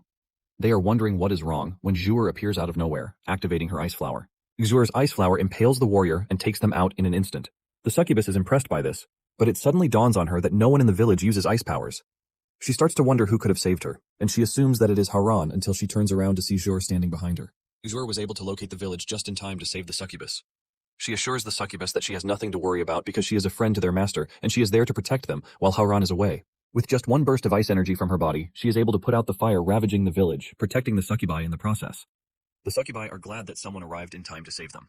Liu Yao spots Zhuer in the village, and she tells Yu Tianxiang about it. They are shocked that she is connected to the beasts after all. Liu Yao is also surprised by the level of power that she just used, since she claims to be a gold rank. Yu Tianxiang doesn't care that she is strong, but only cares about the fact that she is a traitor. Just then, Zhuer screams at the warriors, telling them not to let Yu Tianxiang deceive them because he is the one behind the tragedies in the city. Zhuer assures the warriors that Haoran has nothing to do with it, and the old man only brought the warriors to the village under false pretenses. Liu Zhengyi is the first to question this, asking the old man if Zhuer is telling the truth. He reminds the old man that he actually broke the association rules and risked the lives of his men because he trusted him. Yu Tianxiang then uses reverse psychology on Liu Zhengyi, asking him if he is going to trust the words of a traitor over his own. Zhuer then continues, revealing that the Red City Group has already reported Yu Tianxiang to the Awakened Association, and Zhao Yifei is on her way to the city. Zhuer warns the warriors not to follow Yu Tianxiang's footsteps because it will only mean death for them. However, Liu Yao counters Zhuer's words with her own, claiming that she is only trying to buy time. Liu Yao says Zhuer doesn't have proof of whatever it is that she is saying. She then adds that she is a traitor who sided with the beast, and they are supposed to work together to eliminate her. Yu Tianxiang is the one to make the first move since Zhuer helped the person who killed his sons. He gathers his power and unleashes a massive fiery meteor aimed at the village and Zhuer. Zhuer realizes how dangerous the meteor is, but she knows that dodging it means all of the succubi will die. She doesn't want to run, but at the same time she is worried that she doesn't have enough power to actually stop the meteor. Zhuer is about to give up hope when Haoran appears in the sky, and using his blood powers, he destroys the meteor. Haoran cannot believe that he just left for a few days and someone is already raiding the village. He appreciates Zhuer's bravery for protecting the succubi and assures her that she is going to be rewarded. Zhuer simply replies that she was just doing her duties. Haoran then turns to Yu Tianxiang, telling him that he is ready to fight him since he wants to avenge his sons so badly. Apparently, Haoran is flying thanks to one of his skills, Devil's Wings, which grants him a 30% speed boost and a 20% damage bonus while airborne. Haoran confesses that he was the one who killed Yu Tianxiang's sons and lets him know that his sons deserve what they got. Since Yu Tianxiang wants revenge, he suggests that he face him alone without dragging others into the battle. Yu Tianxiang burns with anger the moment he lays his eyes on Haoran. He lets him know that he has been waiting for this moment since he heard about his sons' deaths. He plans to kill Haoran so that he can finally rest in peace. Before Haoran can react, Yu Tianxiang changes position. He almost catches Haoran in one of his attacks, but he manages to move at the last minute, not without sustaining some damage. It dawns on Haoran that Yu Tianxiang might be old, but he is still a legendary tier warrior, and he was only a step away from becoming a supreme tier awakened. Haoran admits that Yu Tianxiang's fire magic is something to be worried about, and he definitely would have been a goner if not for the fire cloak he has on. Haoran is still trying to track his movement when Yu Tianxiang appears behind him again. Yu Tianxiang cannot believe that a slow person like Haoran is the one who killed his children. Yu Tianxiang accumulates enough firepower and he launches a large fireball at Haoran. Without enough time to dodge the attack, Haoran gets caught in it. Haoran watches as the fireball comes directly at him, and he realizes that Yu Tianxiang is not playing around. The fireball hits, destroying Haoran and everything in its path. The succubi see this and scream Haoran's name, believing that he is gone. Even Liu Zhengyi is shocked at what he just witnessed. He doesn't believe that someone as old as Yu Tianxiang can still conjure such a scary fireball to take out his target. Fire engulfs everywhere, scaring those who bear witness to it. Yu Tianxiang stands above the fire, boasting that Haoran is done for, and even if he doesn't die from his last attack, he definitely has become a cripple. Yu Tianxiang assumes that the battle is over, and he is relieved that he managed to avenge his dead sons. Suddenly, he hears Haoran's voice, asking him why he thinks the battle is over. Yu Tianxiang is shocked, and when he looks closer, he sees a charred dummy where Haoran is supposed to be standing. Apparently, Haoran used the blood puppet, which allowed him to summon a humanoid puppet to take Yu Tianxiang's fatal blow on his behalf. Momentarily, the system identifies Yu Tianxiang's hostility and gives Haoran 5 minutes to eliminate him, just like it did with Yu Wu. He is assured of a reward if he completes the mission, but if he doesn't, he will lose attributes and also be forced into the Abyss Zone. Haoran cannot believe that the system expects him to kill someone as powerful as Yu Tianxiang in 5 minutes. To make it worse, he doesn't have peak blood. Since he is not ready to lose attributes, Haoran plans to throw everything he has at Yu Tianxiang. Yu Tianxiang's illness gets to him, and he starts to cough. He cannot believe that he wasn't able to kill Haoran. Apparently, his flame light is so powerful that no creature can survive the blast without taking damage. He continues coughing while trying to hold out, and Liu Yao notices that the old man's body is already failing him. Realizing this, Liu Yao orders the warriors to attack Haoran. They all oblige and start rushing toward Haoran. Luo Xuan leads the way because she is pissed that Haoran was the one who shattered her dream of becoming an idol. Liu Zhengyi is also hyped to join the fight since he stands for justice. However, Nico and the rest of Haoran's followers arrive just in time to support their master. Since all the warriors are busy with his followers, Haoran notices that Liu Yao is the only one left with Yu Tianxiang. He plans to take on the old man since this might be his only chance to defeat him. Haoran excitedly taps into his skill list, and he creates the mini blood moon. This creates a blood moon that lasts for 1 hour. When the moon is active, Haoran and his followers get double attributes. The moment the moon moves into the sky, Haoran feels the immense power surging through his body. He realizes that his power didn't only double, but he also got strong enough to create a whole new night sky. Luo Xuan finds herself fighting Nico and Hida. She admits that the two are quite incredible, and if they were not her enemies, she probably would have scouted them into her idol school. Liu Zhengyi is also going up against Balo and Centaur, and he tells the girls that he won't be holding back against them, just because they are ladies. On the other hand, Yu Tianxiang rushes to his vehicle, and he starts injecting himself with the new experimental drug so that he can get the chance to continue fighting. Liu Yao is shocked when she sees the amount of syringes he has used, telling him that it is way too much. Yu Tianxiang screams at the lady to keep her mouth shut since he is ready to do whatever it takes to make sure that Haoran tastes dust. Haoran mocks him for trying to stay in the fight while running on drugs. Since Liu Yao wants his inheritance, the old man tells her to make sure that Haoran doesn't get to him before the drug effect kicks in. He assures her that he is going to put her name in his will if she manages to do this. Liu Yao easily figures out that the old man is trying to bribe her, but she doesn't mind since she loves money like crazy. She is willing to take the risks as long as it means making more money. She leaps toward Haoran, but before she can get to him, Haoran vanishes right before her eyes, shocking her. Haoran appears right in front of Yu Tianxiang and kicks him in the head so hard that he is sent flying into the distance before he crashes into the ground. Haoran realizes that Yu Tianxiang was dousing himself with the same drug that Zijin used during their fight. The only difference is that the old man has taken way more than what Zijin took. Liu Yao tries to attack Haoran from behind, but an ice wall blocks her attack, sending her tumbling backward. She gets back up to see that it was Yor who blocked her attack. Yor lets her know that she has no right to interfere in Haoran's battle against Yu Tianxiang. She assures Liu Yao that she is more than enough to be her target. Liu Yao cannot believe that Yor is calling Haoran her master, and she considers this the lowest of the low, even for someone like herself, who really has low standards when it comes to men. Momentarily, the drug starts to kick in, and Yu Tianxiang emerges with an explosive force that catches everyone's attention. A fiery aura appears around him while his eyes shoot out fire beams. Yu Tianxiang feels the power rushing through him and mentions that he feels like an 18-year-old kid again. He is glad that the new drug was created because it sure feels amazing. He turns to Haoran, telling him that he has achieved his peak form, and he is now ready to fight him. Haoran easily figures out that the old man is running on some really expensive fuel, and even with his double stats, he still doesn't stand a chance. He realizes that the old man can feel this, which is why he is also very confident. However, he knows that the power is coming from the drug, and it is definitely wrecking his body. Haoran thinks of stalling him until the drug effect wears off, but at the same time, he realizes that he doesn't have to do that. He has less than 3 minutes to kill Yu Tianxiang and complete the emergency mission. Yu Tianxiang unleashes the firepower that he sends into the ground, and before Haoran knows it, the flames emerge right under him and come for him. Several beams of flames appear all around Haoran and surround him. Fear runs through Haoran's body, and he easily figures out that he sure doesn't have what it takes to get a hit head-on. He is also worried that the mission timer is running out as he has only 2 minutes left. Nonetheless, Haoran wants to stay calm because he can't give Yu Tianxiang the chance to land a clean hit, or else he is a dead man. Haoran decides to play it cool and wait for the right moment to make his move. Suddenly, Yu Tianxiang appears right behind him, shocking him. Before Haoran can react, Yu Tianxiang sends him crashing into the ground with a powerful flame punch that wrecks the ground beneath them. Yu Tianxiang realizes that Haoran is within his grasp, and he dashes toward him with a powerful headbutt. But Haoran dodges the hit, leaving the old man to crash directly into the ground with his head. He almost shatters the entire area with his head, but he is shocked that he misses Haoran. He gets back up in anger, wondering where Haoran disappeared to. Haoran has entered stealth mode, and since he is used to the whole area, he wants to use his environment to his advantage. Since his stealth mode also has a 5% attack bonus when he reveals himself, this is a pretty handful for Haoran. Haoran figures out that the rock under Yu Tianxiang is brittle, and there is no way it will be able to handle his attacks. Since he knows this, he decides to wait for the right moment before he strikes.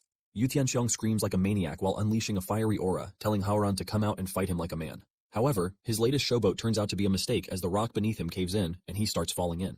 Howran grins like an evil vampire lord, as this is what he has been waiting for. However, Yu Tianxiong doesn't feel the effect of crashing down the mountain as he raves about how impressive the new drug is.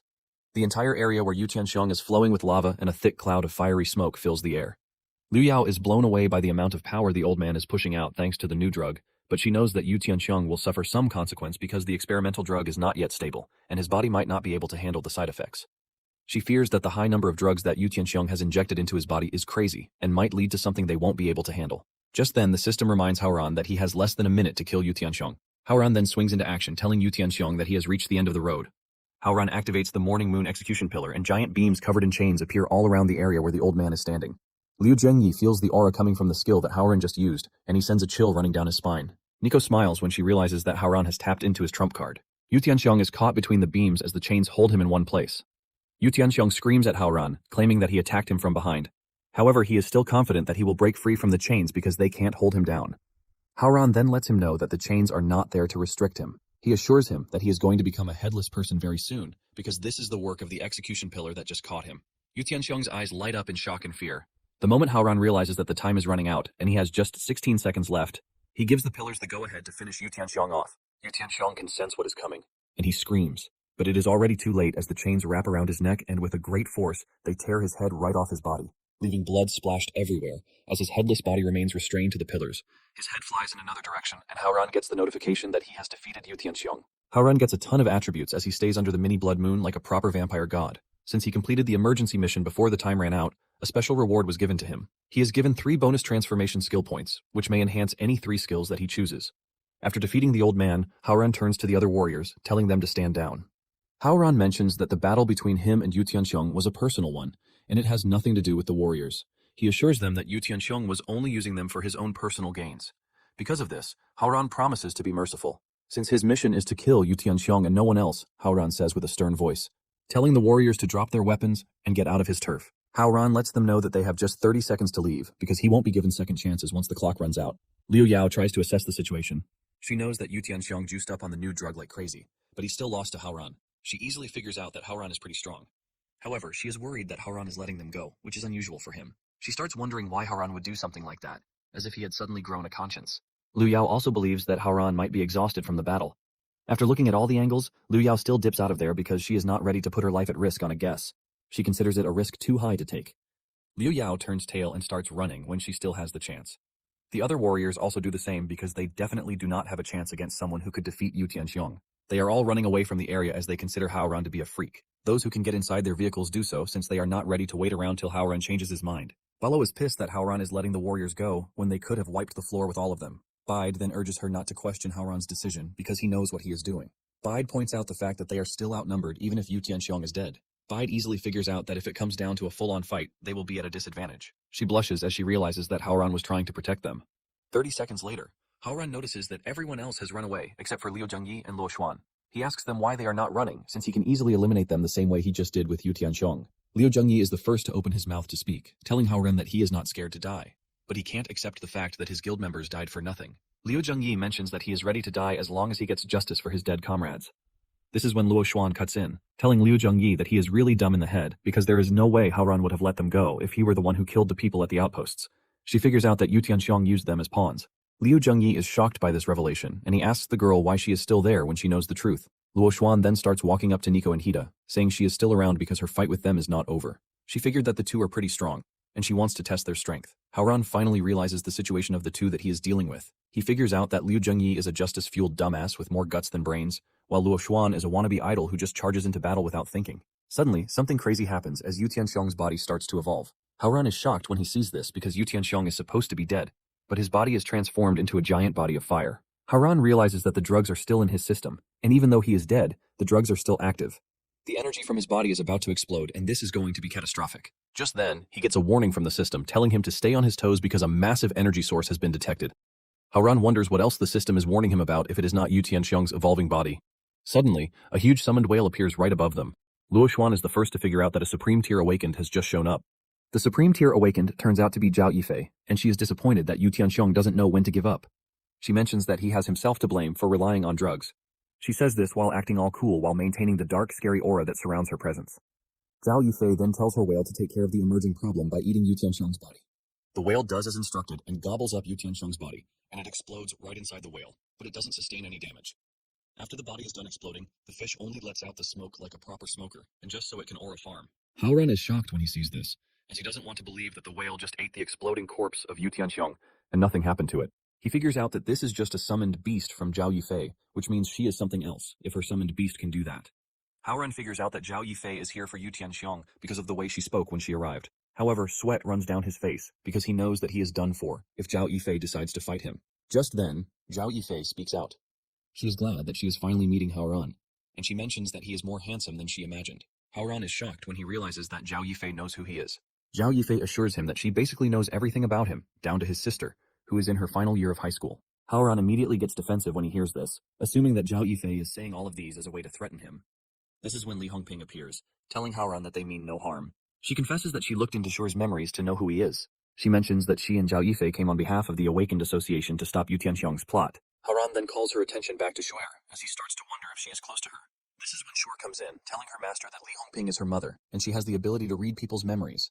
She apologizes to her master, saying she didn't mean to reveal any info about him. At that moment, what is running through his head is how loaded Shure is. After this, Haoran activates the Blood-Forged Castle skill to rebuild the destroyed succubus village. With the help of the Blood Castle, he is able to heal his followers too. The succubi are all impressed by the healing power that came from staying inside the castle. The succubi blush because of how nice Haoran's power is for giving them a new home. Zhao Yifei and Hongping are still present at the castle, and Zhao Yifei mentions what she has heard about the succubi. She tells Shure that she learned that the succubi worship Haoran like a god, and that they do everything for him. Out of everything that she has heard, she is most interested in the pleasure part of it all. Shure knows what she is talking about, but turns her face to the other side and claims that she doesn't know. Haoran finds the ladies while they are busy talking about bedroom issues, and he asks Zhao Yifei why she went through all the trouble just to find him. Zhao Yifei mentions that the bedroom stuff is just something of a personal curiosity to her. However, she is there to talk about something far more important. She suggests that they go somewhere private so that they can talk alone. The two then headed to the Blood Castle conference room. As the two sit down to talk, Haoran is curious to know why Zhao Yifei didn't threaten him, even though she already knows everything about him. He believes that Zhao Yifei is there to recruit him, and Zhao Yifei commends him for being a wise one. Zhao Yifei reveals that she is interested in Haoran's case because he was previously an ordinary dude with no talent and a terminal illness. Then, after he was attacked by a beast, he survived but awakened in the process, and he got extraordinary beast-like powers. Zhao Yifei says this is an amazing evolution. When Haoran hears what Zhao Yifei just said, he realizes that they all believe that his rebirth and the system he wields are some kind of evolution.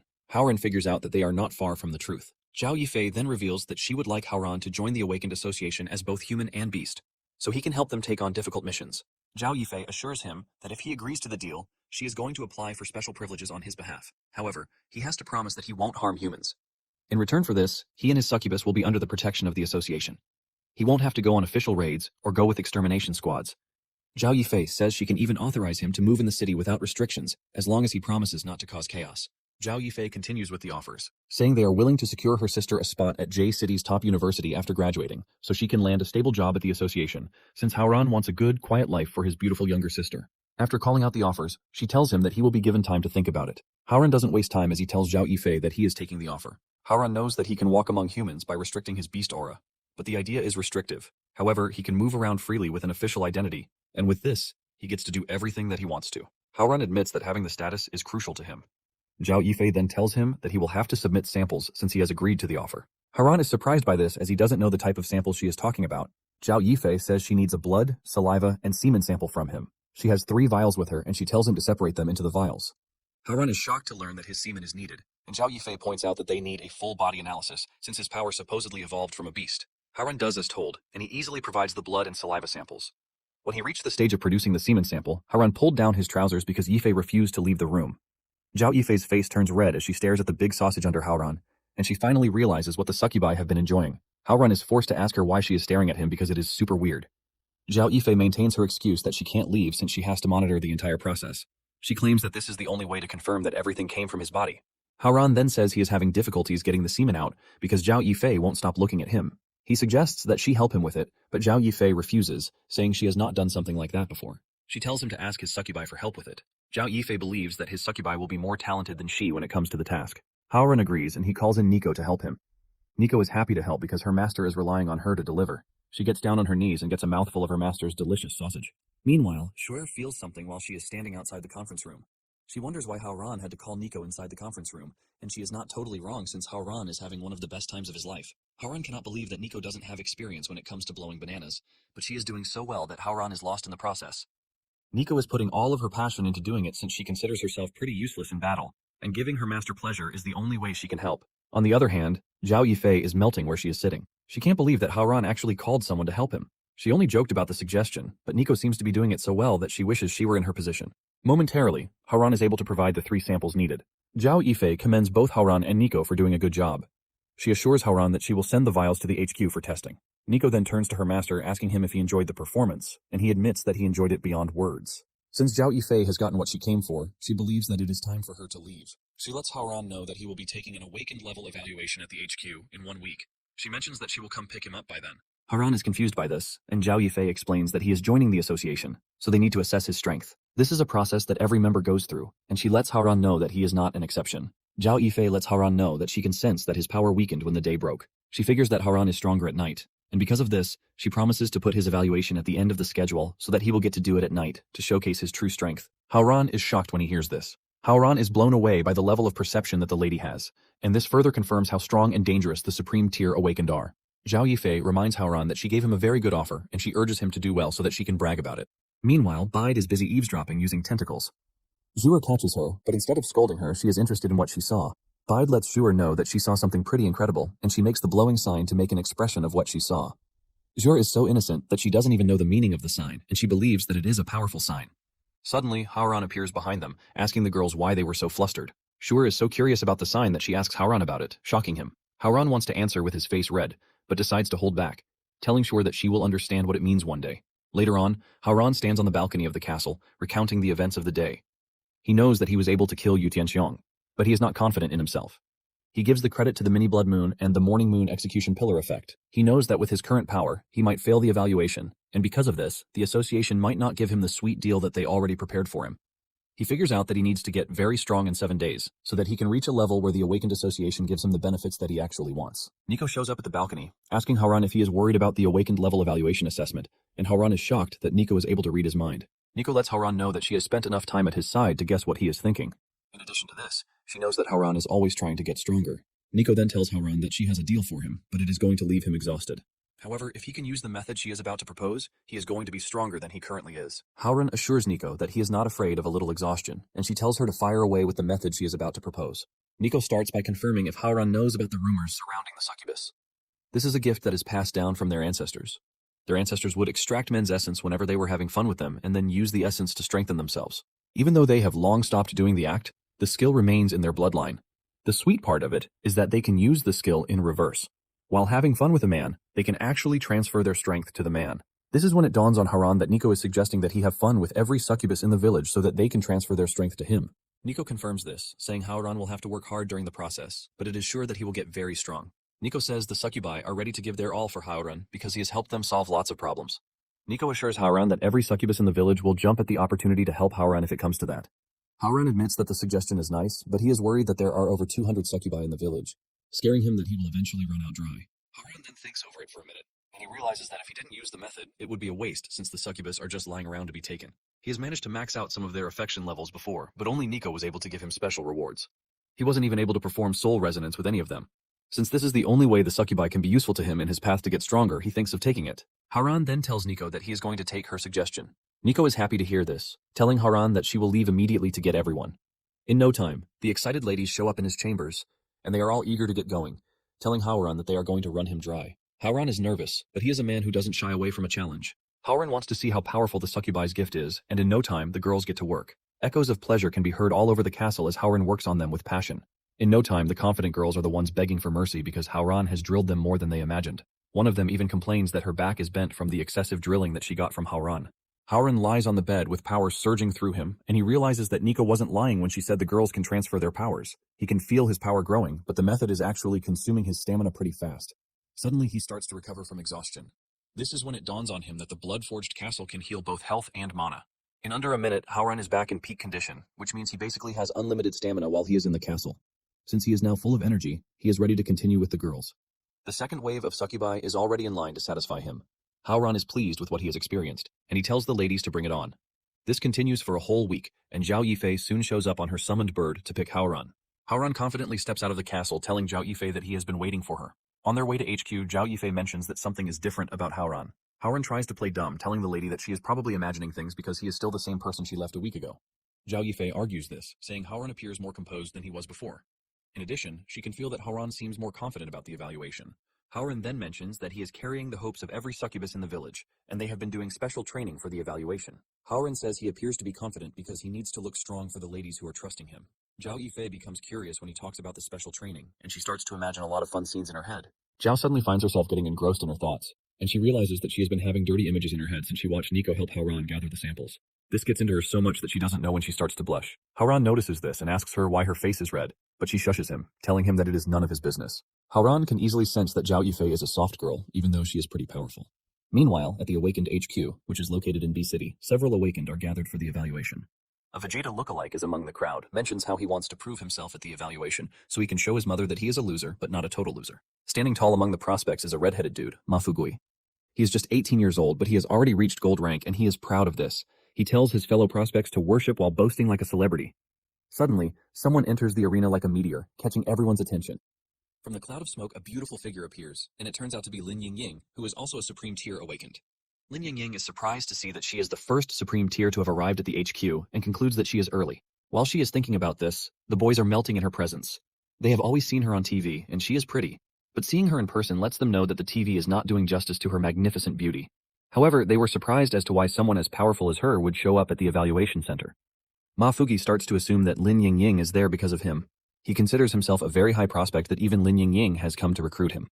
Ma Fugi is already thinking of how he's going to say yes to Lin Yingying's offer of a luxury mansion and a car. Suddenly he feels a terrifying aura behind, and what comes after is a voice telling him to know his place. It turns out to be a blind old man, and he lets Ma Fugi know that gold rank is trash to him. Ma Fugi cannot withstand the pressure, and he eventually crashes to the ground in fear. He stares at the man, and he recognizes him. Even Lin Yingying is surprised to see the old man at the evaluation center. The old man reveals that he is curious about the one they were previously supposed to hunt down, but suddenly is about to become their co-worker. Apparently the old man is Lu Jianyu, and he is also a Supreme Tier Awakened. Lu Jianyu says he needs to see what Haoran is really made of as he maintains his cold, scary stance. Just then, Zhao Yifei's beast arrives at the evaluation center, telling the Supreme Tier Awakened that Haoran has arrived. They are both curious as to what Haoran looks like and what sort of power he has. The other prospects are shocked to see a giant bird appear right above them, and those who know explain to the ignorant ones that the giant bird is Zhao Yifei's summoned beast. They are all left flustered when Zhao Yifei gets off her bird.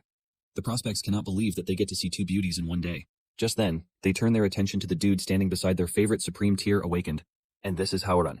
They are curious as to how he got Zhao Yifei to accompany him, and they start throwing digs at him, telling him that he is not worthy of staying around their glorious queen. Haoran ignores them but gives them the middle finger. Zhao Yifei takes Haoran to the other two Supreme Tier Awakeners, urging them to relax, since Haoran is no longer a target. She then tells Haoran to greet his seniors. Haoran wastes no time jumping into action, and he praises Lin Yingying's power and beauty. This leaves Lin Yingying blushing, but the old man quickly cuts in, asking Haoran why he is not praising him like he just did for Lin Yingying. Haoran says he is about to, but Lu Jianyu blocks his mouth with his hand while checking out what his face looks like. After checking his bone structure, the old man concludes that Haoran isn't as handsome as he was when he was younger. Lu Jianyu then tells Haoran that he should be thankful that he is invited to the evaluation, or else he would have come after him and finished him off. However, he assures Haoran that he will be watching him, and if there is anything shady about him, he is ready to deal with it. Haoran is curious how the old man is supposed to watch him when he is literally blind. In no time, Haoran's evaluation begins. For his strength, he gets full marks. When it comes to intelligence, he also clears it and gets full marks. The same goes for his stamina, spirit, and stamina. Lin Yingying is impressed with what she is seeing, saying she hasn't seen a well-rounded rookie in ages. Liu Jianyu, on the other hand, is not impressed as he considers this the bare minimum. Zhao Yifei tells Haoran that she is impressed because he is living up to her expectations. Zhao Yifei then says his physical tests are only the least because he still needs to take the potential growth test.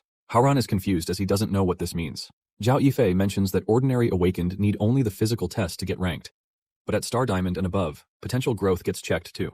They aim to combine his current power with his predicted growth to determine what rank he will be. Haoran is shocked to hear that they have the capacity to measure potential. Not long after this, Haoran heads to the room where he is to take the growth potential test. Inside the room is a girl, Kui Meng Yao, and she is a Star Diamond Awakened, whose job is to determine Awakener's potential. Kui berates Haoran for coming late to the evaluation, telling him that she needs to leave work soon. Haoran then apologizes for the delay, saying his house is pretty far. Kui moves past the complaints and suggests that they go straight to the point. She opens her mouth and tells Haoran to put his finger in her mouth. Haoran is stunned by what he just heard, and he is forced to ask again. Kui then repeats what she said just in case Haoran has suddenly gone deaf. She tells him to put his hand inside her mouth. Haoran hesitates, telling the girl that she doesn't look older than his younger sister. Kui is disappointed that Haoran is judging her age by her appearance. She assures him that she is an adult and reveals that her tongue has special sensory abilities. By licking someone's skin, she can sense their potential level.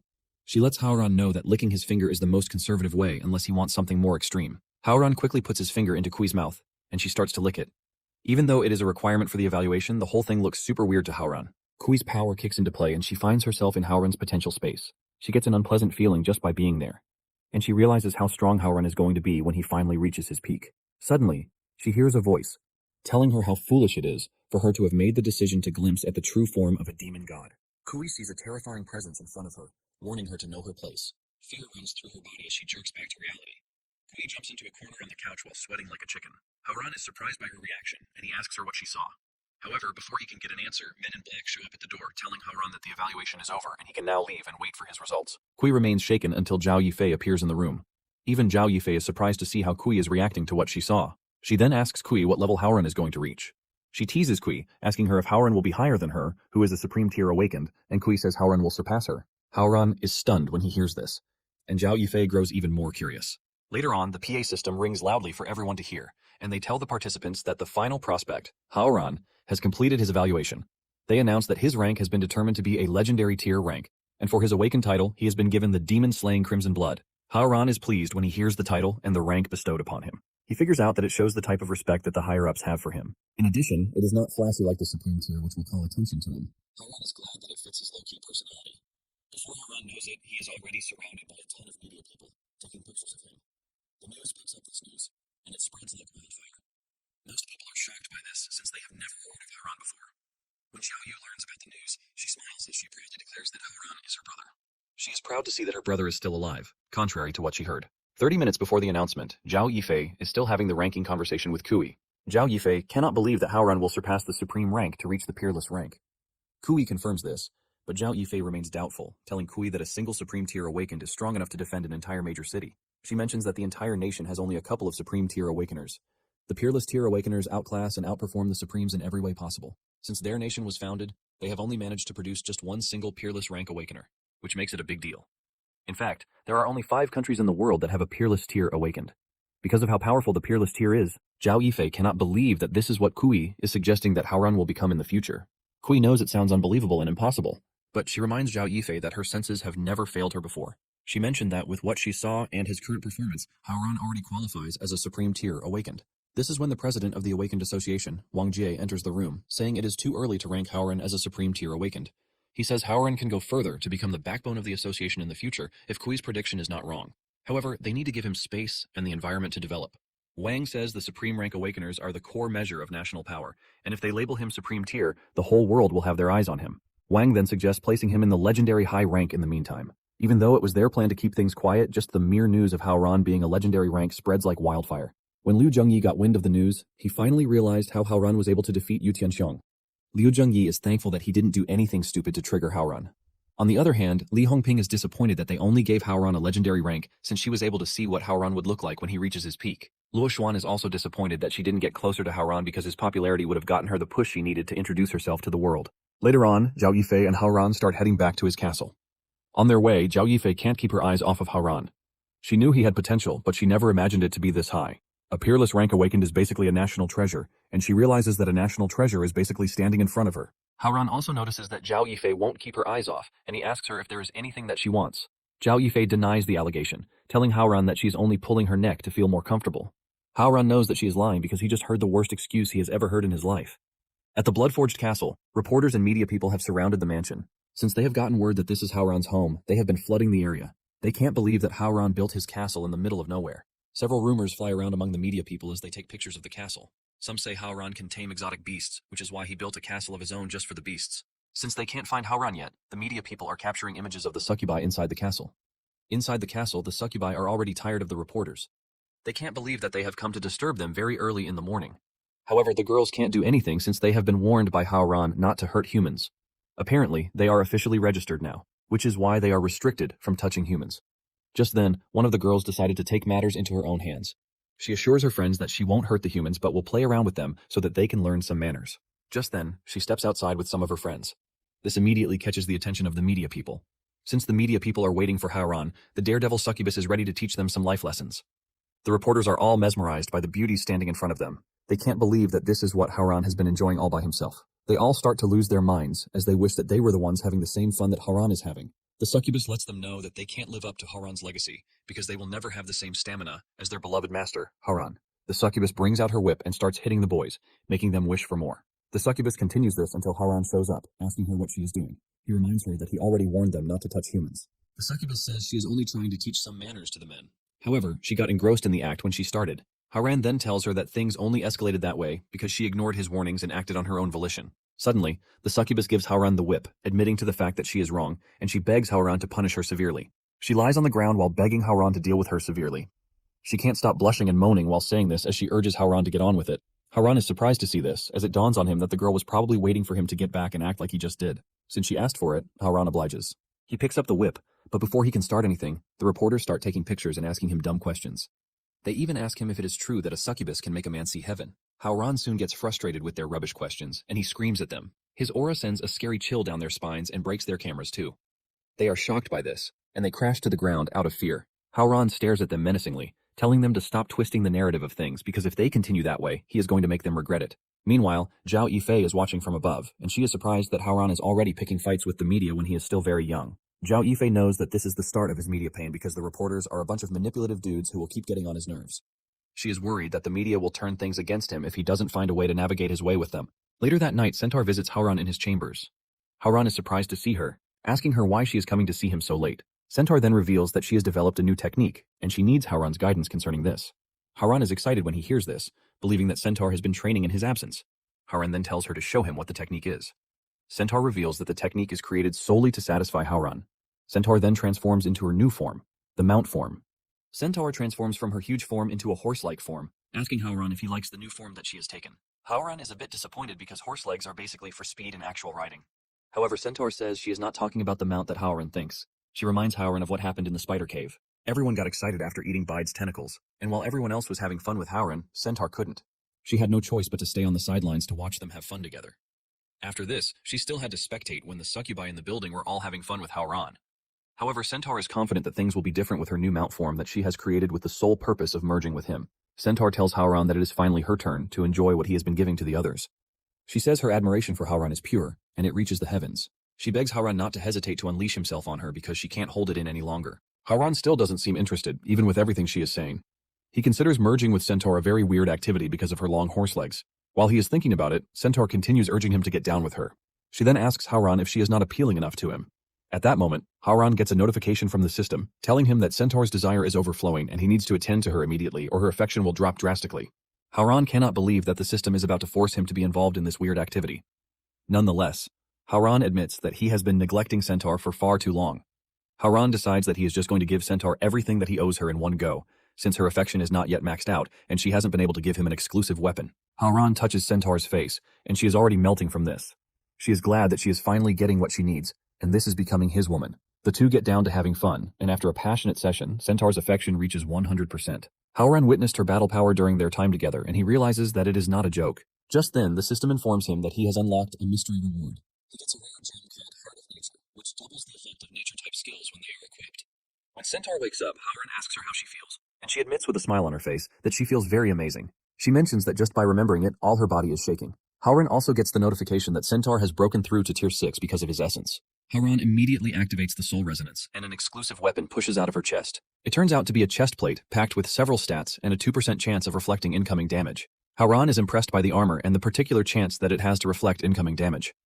It also has a stamina boost, which means loads of HP for him. However, he is confused about the Heart of Nature gem since he doesn't have any nature-type skills. He wonders what it is that he is supposed to do with the green gem staring him in the face.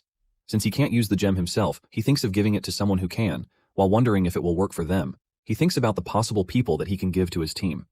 There are only two people using nature-based abilities, and these are Balo and Shur. He thinks of Balo, but immediately thinks of what Balo will do with such power in her hands.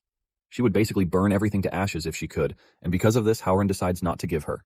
Howran figures out that he needs someone who is more emotionally stable between the two of them. Later on, Shur is seen in her apartment having an online war with trolls, who are trying to drag Howran's name through the mud. She sits down to reply to every single comment she sees that doesn't sit well with her when it comes to Howran. She doesn't want anyone to badmouth her master, and she is ready to fight to the end if that happens. After she is done fighting her online war, she lies down on her bed to rest since she is totally exhausted. She claims the online trolls are saying trash about her master when they don't even know the things he has been through. Suddenly, she hears Haran's voice in the room, asking her why she is letting online drama get to her. Haran tells Shur not to worry about what anyone says because they are all entitled to their opinions. Shur is shocked, and she asks Haran when he entered the room. Haran reveals that he has been there since she started typing on her computer, and because she looked so focused on trashing the trolls, he let her finish it. Shur mentions that she couldn't sit around while some people trash his name. Shur then asks her master if he came all the way from the castle just to see her. Haran reveals that he came to visit his sister, and he decided to stop by her side to drop a gift for her. Haran says the gift is a big one that cannot be unwrapped in her apartment.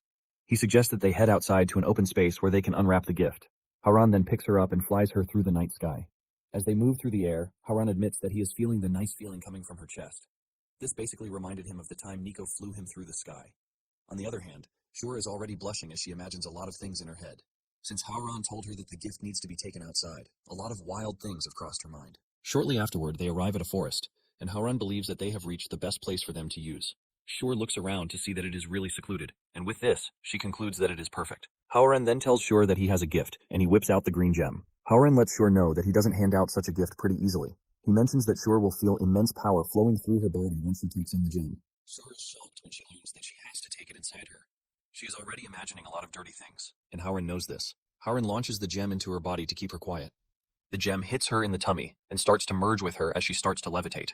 After the gem is done merging with her, Haran walks up to her, asking her how she feels. He wants to know if she feels any changes in her body. Shur feels a cold chill in her system, and she tells her master that her entire body feels alive. Haran is happy to hear that the gem is already working, and he asks Shur if she is ready to try out the new power. Shur says she is shy to try it, but Haran lets her know that the gem only enhances her ice abilities tenfold. Haran wants to see how strong she has become by taking in the gem, which is why he brought her to the secluded area. It finally dawns on Shur that Haran only brought her to the forest to test her abilities, not something else. Haran assures Shur that he knows what is on her mind. He admits that he has been so busy lately that he has neglected her, which is already making her crave attention. Haran then assures her that if she can satisfy him in the battle that they are about to have, he will pound her till she is satisfied too. Shur is happy when she hears this, and she urges Haran not to take back his words when it is time. Shur makes the first move, conjuring her 16-fold ice rings. Several rings form around her, and she launches them at Haran. Even Shur is surprised that the ice rings are bigger than before, and she realizes that it basically serves as proof that the gem worked. Shur is confident that with this, she will be able to earn Haran's reward. As the rings come toward him, Haran expels them by unleashing his blood attack. After dispelling the ice ring, Haran looks totally disgusted because he is in no way impressed with what he just saw from Shur. Haran tells Shur that he wants to see her limits. Haran hits Shur with red storm filled with bats. The bats surrounded Shur, weirding her out. But since she hasn't reached her best yet, she decides to show Haran her best. She unleashes a very powerful ice energy from her body that destroys the bats and, at the same time, creates an ice domain that freezes up the entire area in an instant. Haran gets hit with the attack, and the system lets him know that he has been afflicted with a skill, Chill.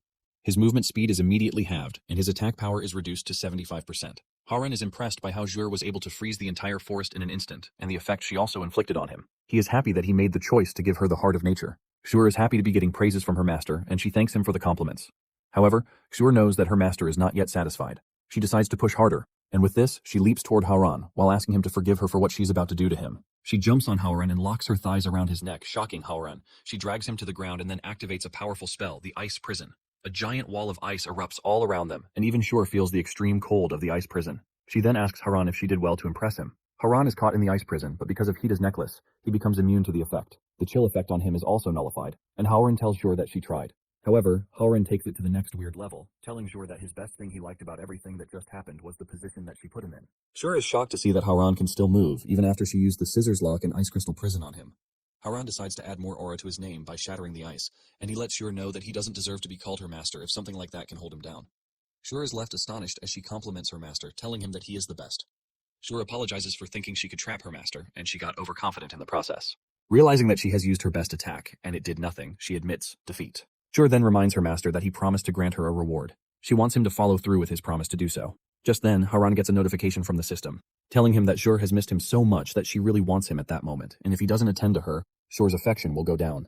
And if a follower's affection drops below 100%, the exclusive equipment given to him will deactivate, and the Blood Demon Essence buff will also vanish. Haran is shocked when he sees this, and he realizes that the affection system requires effort even after maxing out his followers' affection. Haran cannot afford to lose everything he has been working hard for, and he immediately jumps on Shur, letting her know that her pose is astonishing. Shur suggests that they keep going, and Haran obliges. He locks lips with her, and in no time, he takes off her coverings right there on the snow-filled ground. During their passionate fun together, Shur imagines it as her excitedly playing around with a bamboo tree. She twists and turns around the bamboo tree like a pole dancer because she is so excited with how Haran handled her. After they are done, Shur admits that she enjoyed every bit of it. She then asks Haran how he felt about her performance. Haran assures her that she did really well. Just then, Shur reveals that she has one more request. She wants Haran to join the Red City group. When Haran hears this, he immediately figures out that Shur's mother put her up to it. Haran knows that her mother is trying to use the relationship between them to drag him into the Red City group. Shur is not surprised that Haran easily figured this out, and she apologized, telling her master that her mother insisted, which is why she had to do it. Haran then tells her that she has nothing to worry about because lots of groups have recently been trying to win him over. However, now that he has an official status, he doesn't need to join any guild or group. Haran drops the bombshell, revealing his plan to create his own awakened group. Enjoyed the video?